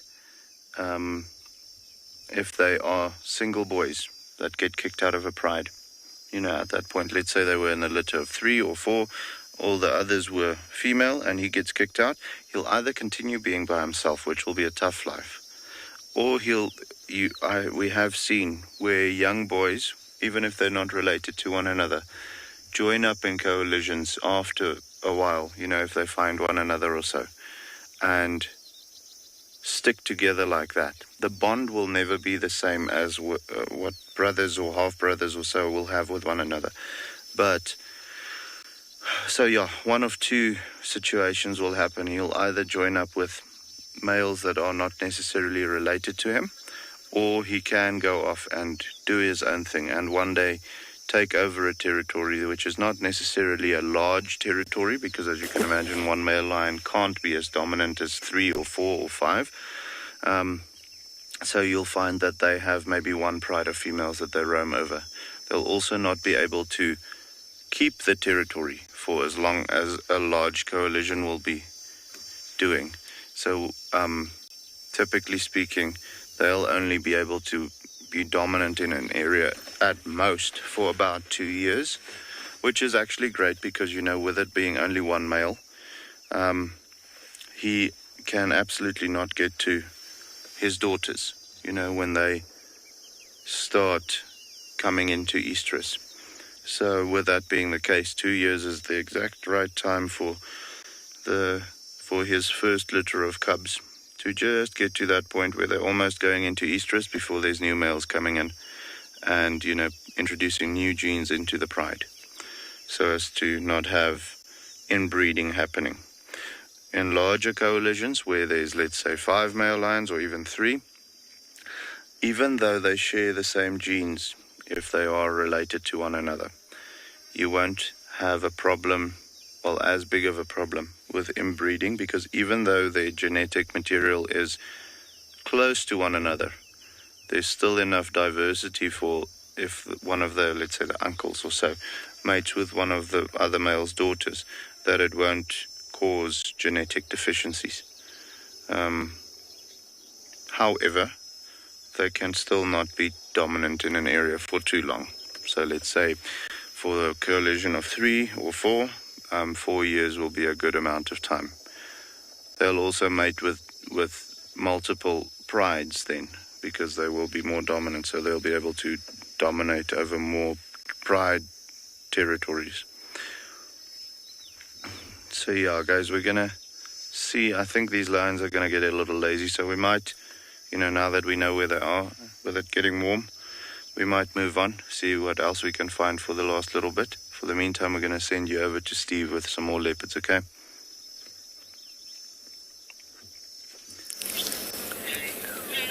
Well, indeed. We do. We've got Thandi and her cub, everybody. I'm so excited. Here's Thandi, and there is the little naughty nonsense right there with his back to us. And they've got some form of meat there. You can tell it's a boy, if you're not sure exactly how I know it's a boy. You can see he's got a golden genitalia there. Now we're trying to figure out what it is that they're eating. And we can't really tell. There's just a little bit of red there. I'm going to try and maybe reposition for you, Marcello, so we can get a view of the cub feeding. Is that all right? He was looking at us when we arrived. So this is the Sabi Sands, everybody. Not even a kilometer away.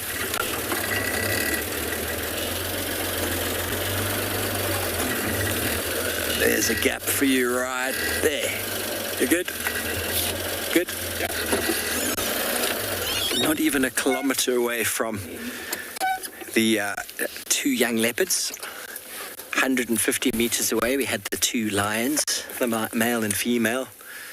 And we got a report that Thandi was found up in this beautiful tree with her boy, who's grown so much since I last saw him. So everybody, they've caught some food that they've been eating, so if you're against that sort of thing, please don't watch. But the animal is far from being alive. It was killed who knows how long ago, and most of it's been eaten. We can't even discern what it is that's being eaten there.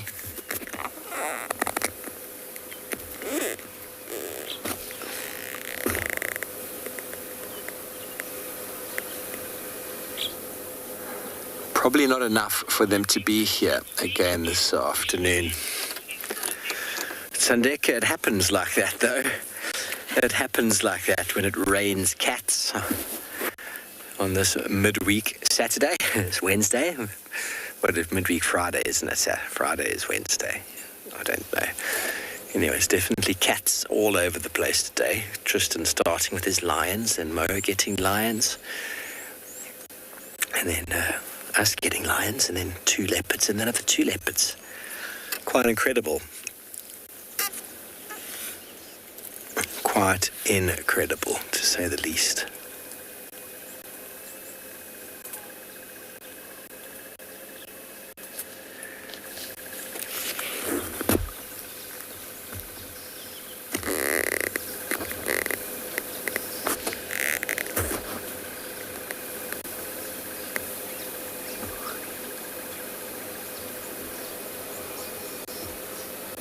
There's a bit of meat on whatever it is that's being eaten there.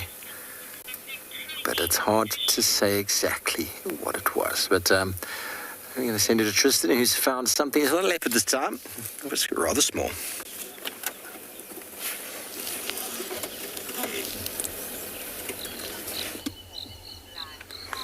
Here's something small. I'm glad it's actually sat for long enough. It's a very pretty little dragonfly. You see it's got the kind of wings that are folded down with the red, and then this little striped tail. And so it's called a barbet percher, this particular one.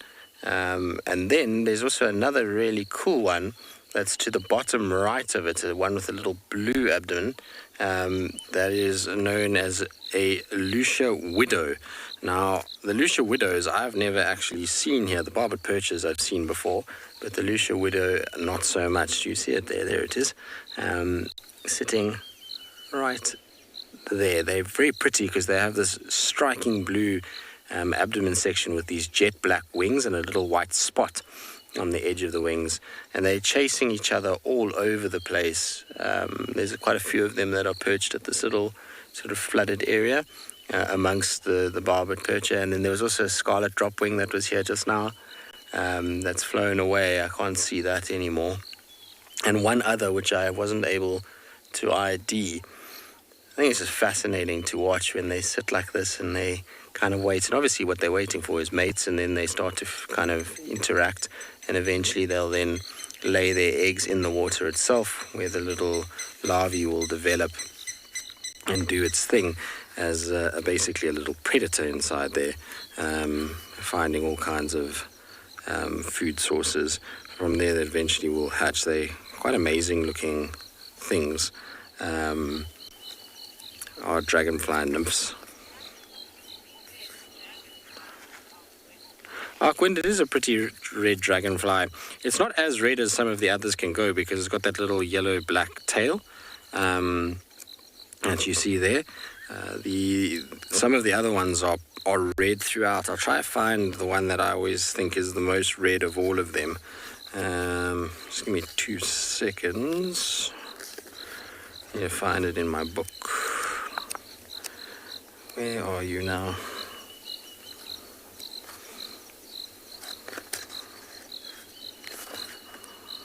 Don't know where they've gone. It's always the case when you're looking for something in a book, you won't be able to find it. You have it just before that, but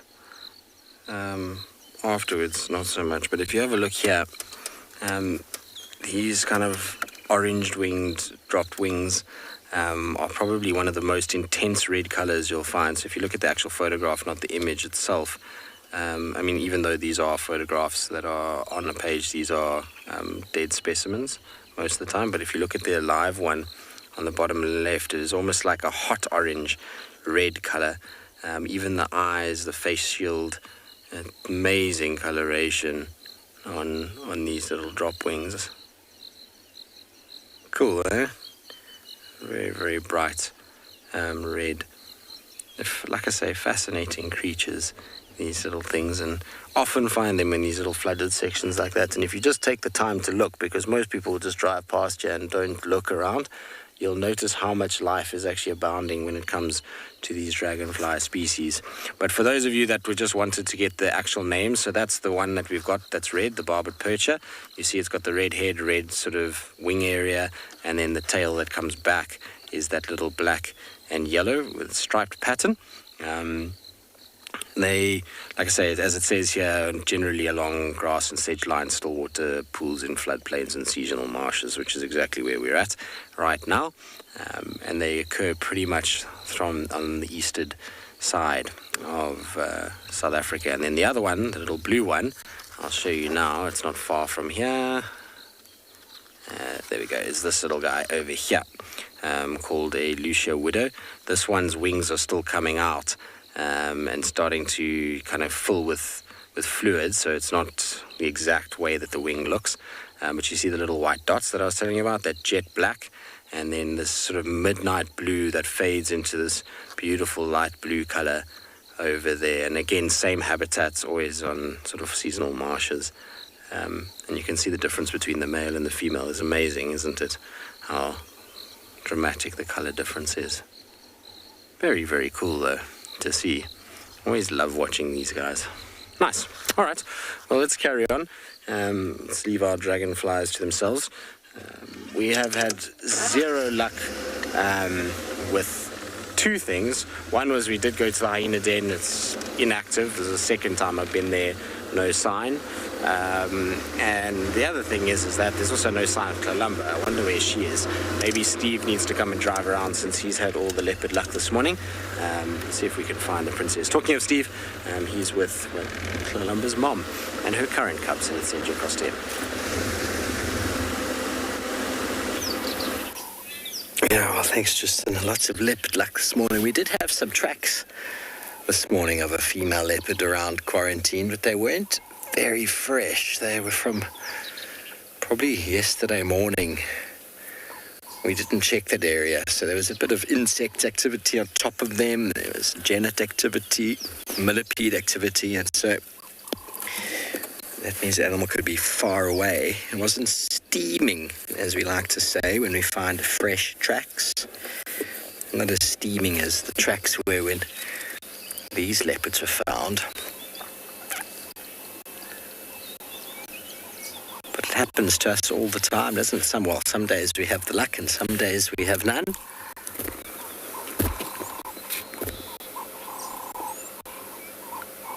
I mean, we were in that lion sighting before, and there was a leopard watching us the whole time.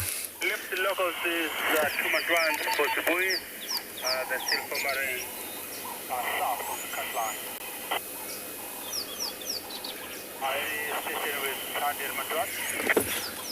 Standing by. So just going to get someone else in. Yeah, space for one. Just come straight past towards one out pan. You'll get us. We're just off road here.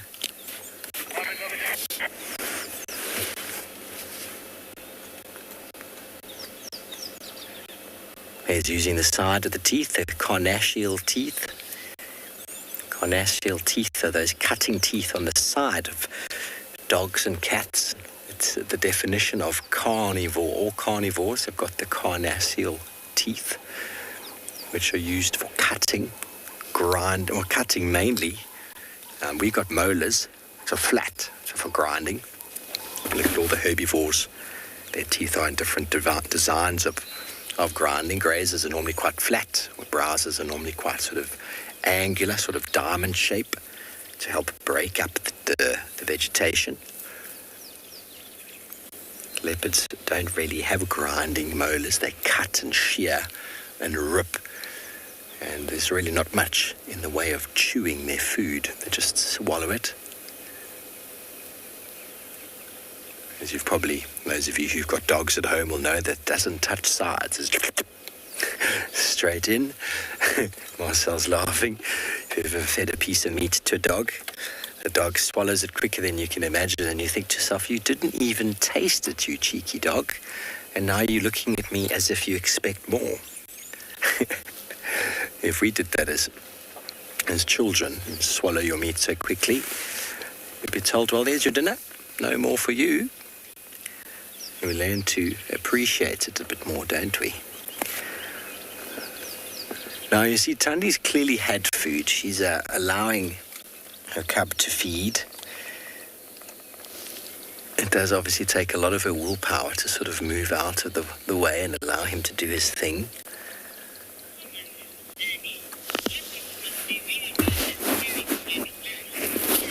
And well, they don't really tear the skin. They use those cutting teeth to cut the teeth. They will pluck the fur using the front of their teeth. They'll pluck it and take it out. They don't really want to eat the fur. There's no benefit to eating the fur. They just have to cough it up later. So they'll often pluck it out. But when they want to get through the hide and through sort of the sinew, they definitely have to use the side of the teeth to cut it.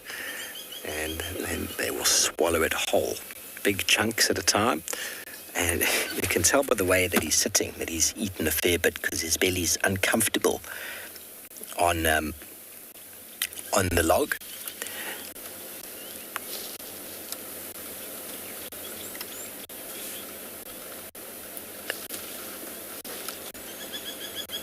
Hear a bearded woodpecker behind us, Doot, doot, doot, doot, doot, doot, doot.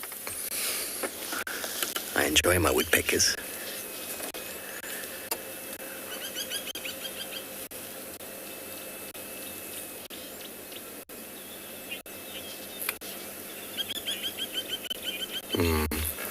Robert, I don't actually know the bite force. Marcello, do you know? Marcel's filled with these interesting facts from time to time. Marcello? No, I don't know, Robert. It's pretty powerful, though. It's not as powerful as the lions or hyenas, but it would probably come in third after them. Hyena would be much more powerful. You have a look at the ridges at the top of the cranium of a hyena, and the muscle attachment is very, very powerful up there. Leopards also attached to a ridge that runs along the top of the head, as do lions, but it's not as powerful as that of hyena, but it's still very, very strong, very, very powerful. I mean, our bite force attaches to the side of our head. We don't have a ridge running down the middle of our head for the muscle attachment. If you put your hands, everybody put your hands on your temples now, and open and close your jaws, you'll feel where those muscles are moving.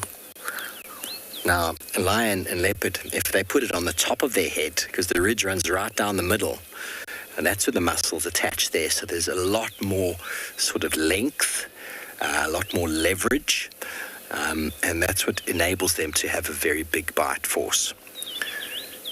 Obviously, the size of the animal, the weight of the animal will increase that power as well, but the fact that the hyena's got a really big ridge running down the middle for a muscle attachment gives them an incredibly powerful bite force. That, together with nearly indestructible teeth, allows them to break the most inaccessible of bones.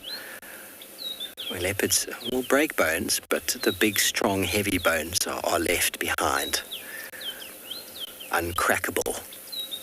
But a baby animal, a baby impala or baby zebra, baby warthog, they'll probably be able to eat majority of the bone. As the animal gets bigger and older, the bones ossify, and that ossification is layer upon layer upon layer of calcification, makes the bones much stronger and thicker.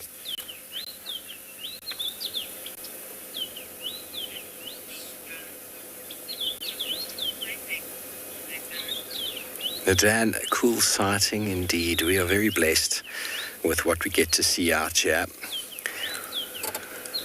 Very, very blessed indeed. And I was mentioning before, I can't believe how much Sibuyi's cubs have grown. I can't believe how much this little one's grown. It's ridiculous.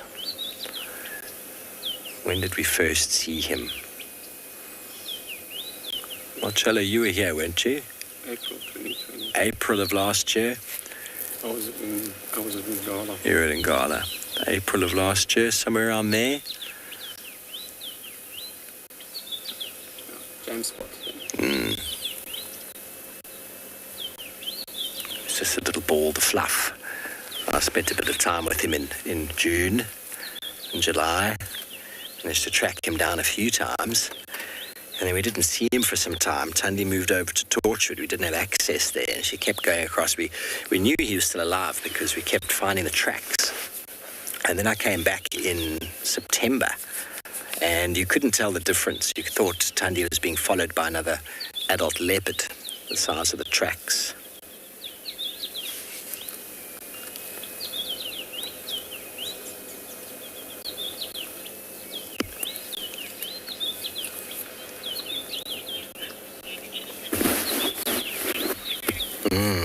Okay, well, so we're going to stay here, capture any more action that we see with these two, and in the meantime send you over to Tristan, who's found a much larger animal.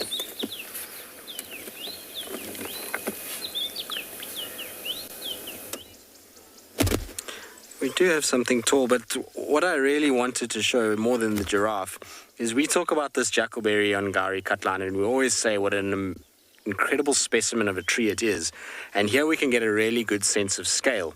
There's a massive giraffe bull that is in front of that tree, and it is being dwarfed by this Jackalberry. That giraffe is over 5 meters tall, so that gives you an idea of how big that Jackalberry is.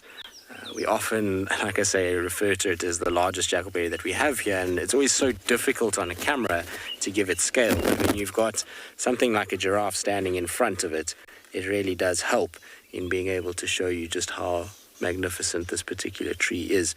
That's not saying that this giraffe isn't magnificent. He's actually a very interesting coloration.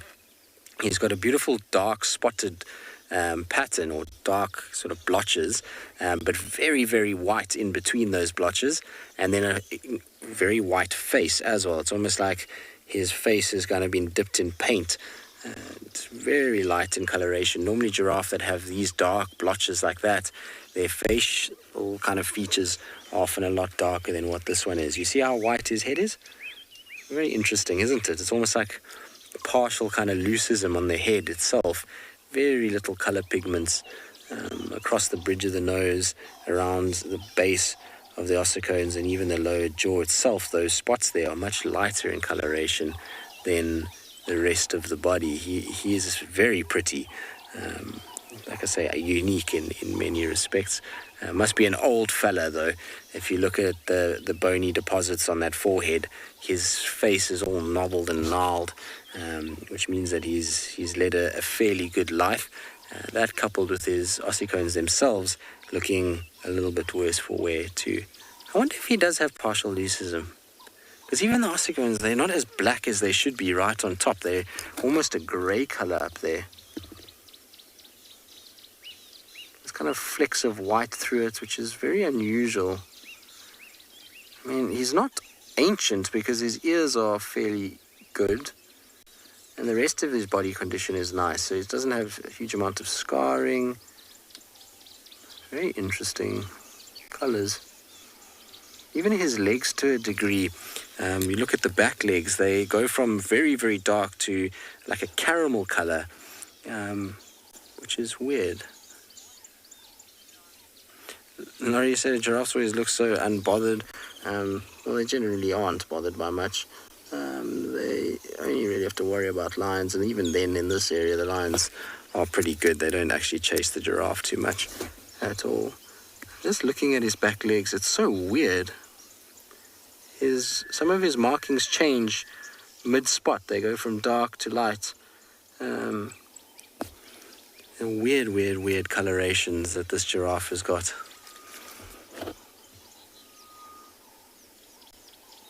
Like I say, in good condition. He's got a very low tick load, considering the time of the year. And the rest of his body looks good. A little bit of a filaria mark on his neck, but otherwise he's looking seriously well. You can see how that tail works as well for the biting flies.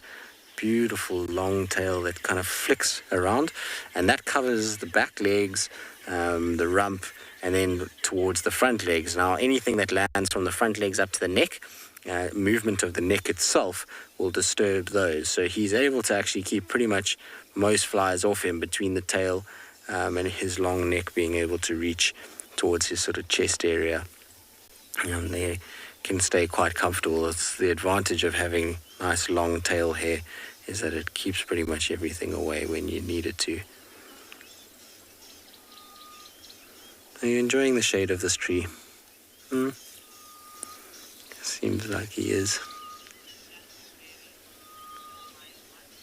A wise one, would I eat a jackalberry? I have eaten a jackalberry before. They're not my favorite, but they're not bad. They're neither here nor there, should I say. But yeah, I've eaten them before and would eat them. The giraffe itself, probably not. To be a bit of a schlep for a giraffe to be able to lean down and try and find these little fruits in the grasses themselves, and the ones that are still on the tree generally are not as tasty. But we know elephants love jackalberries, monkeys, baboons. You find jackals themselves eating it, impalas, kudu, so maybe giraffe do. I've never seen them myself eating jackalberries off the tree, but maybe they do when we're not looking. You have to reach quite high to reach some of the jackalberry fruits in this particular tree.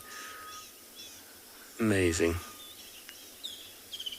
It's the tree that we always talk about having a leopard in. I mean, it's actually not pretty from a leopard point of view because the branches and the leaves don't really work nicely, but it's just the grandeur of it is why you always want to see a leopard in this tree. I've been lucky to have seen a few, but others haven't. So anyway, we'll carry on. Let's go see what else we can find.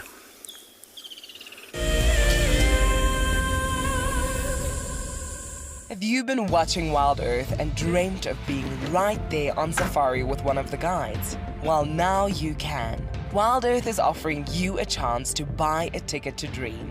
You or a friend can hop on board a live Wild Earth show and join our guide on safari. The ticket is redeemable at any of our locations, anytime in the future. Only a limited number of tickets are available, so don't wait. Get your ticket now and start dreaming. Terms and conditions apply. What fascinates me most about the animal circle of life is the intricacies between the large and the very, very small. I mean, it's very easy to go out there and find the large. Once you found the large, the cascading effect down to the small absolutely fascinates me. Alertness and situation awareness is by far the number one aspect for protecting ourselves out on safari. Catch up with the guides daily here on Wild Earth.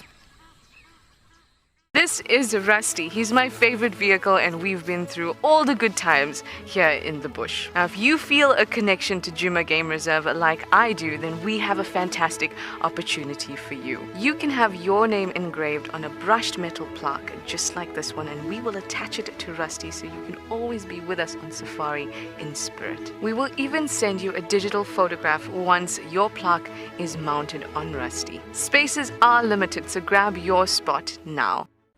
Do you dream of traveling to a far-flung wilderness location where life continues as normal? A place where you can escape to nature and breathe. If you become a Wild Earth explorer, then this could soon become a reality. Subscribe today and stand a chance to win regular travel prizes. Wild Earth Explorers, it's in your nature.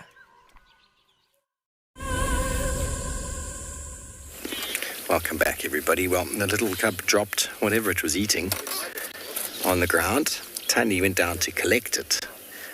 Now the cub's gone down again. So should we go have a look at the cub who's popping out on the road there behind us, Marcello? Let's go have a look at who's behind us there. There he is. Hello, beautiful. Sorry about the aerial. Look at that belly. Oh, the little belly on him. Oh, it's time for a poo. A lot of effort going down the tree. He definitely hit the floor with a bang a moment ago.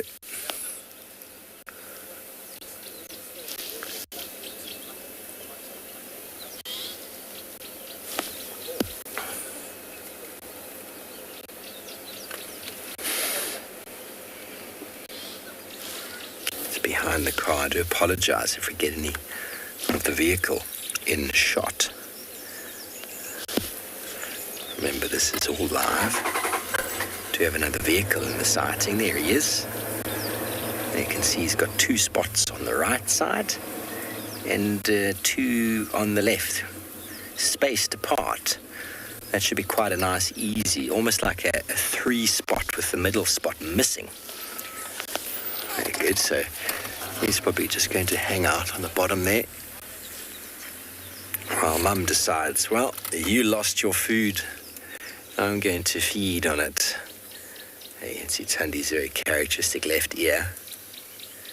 We still don't know what was fed upon, but she's definitely feeding on the remainder of what appears to be the spinal cord with the muscles that come with it.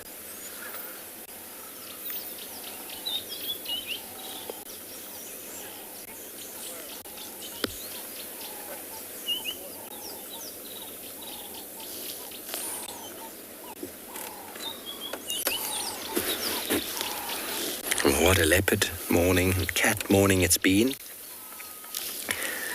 A little bit of cloud pulling in, maybe make a nice cool afternoon. It seemed to have been a nice warm day, it was on its way, but it's definitely weather pulling through with the cyclone, and when it's going to hit us, I'm not 100% sure. But it has been wonderful hosting all of you this morning. And it's been wonderful coming to you from all of our wonderful locations. We do thank you for your engagement and your questions, your comments. We will be coming to you live as always, same time from all of the wonderful locations this afternoon. So from Final Control, all of the guides and cameramen, we are very thankful and blessed to see you. We'll see you this afternoon. Good day and goodbye.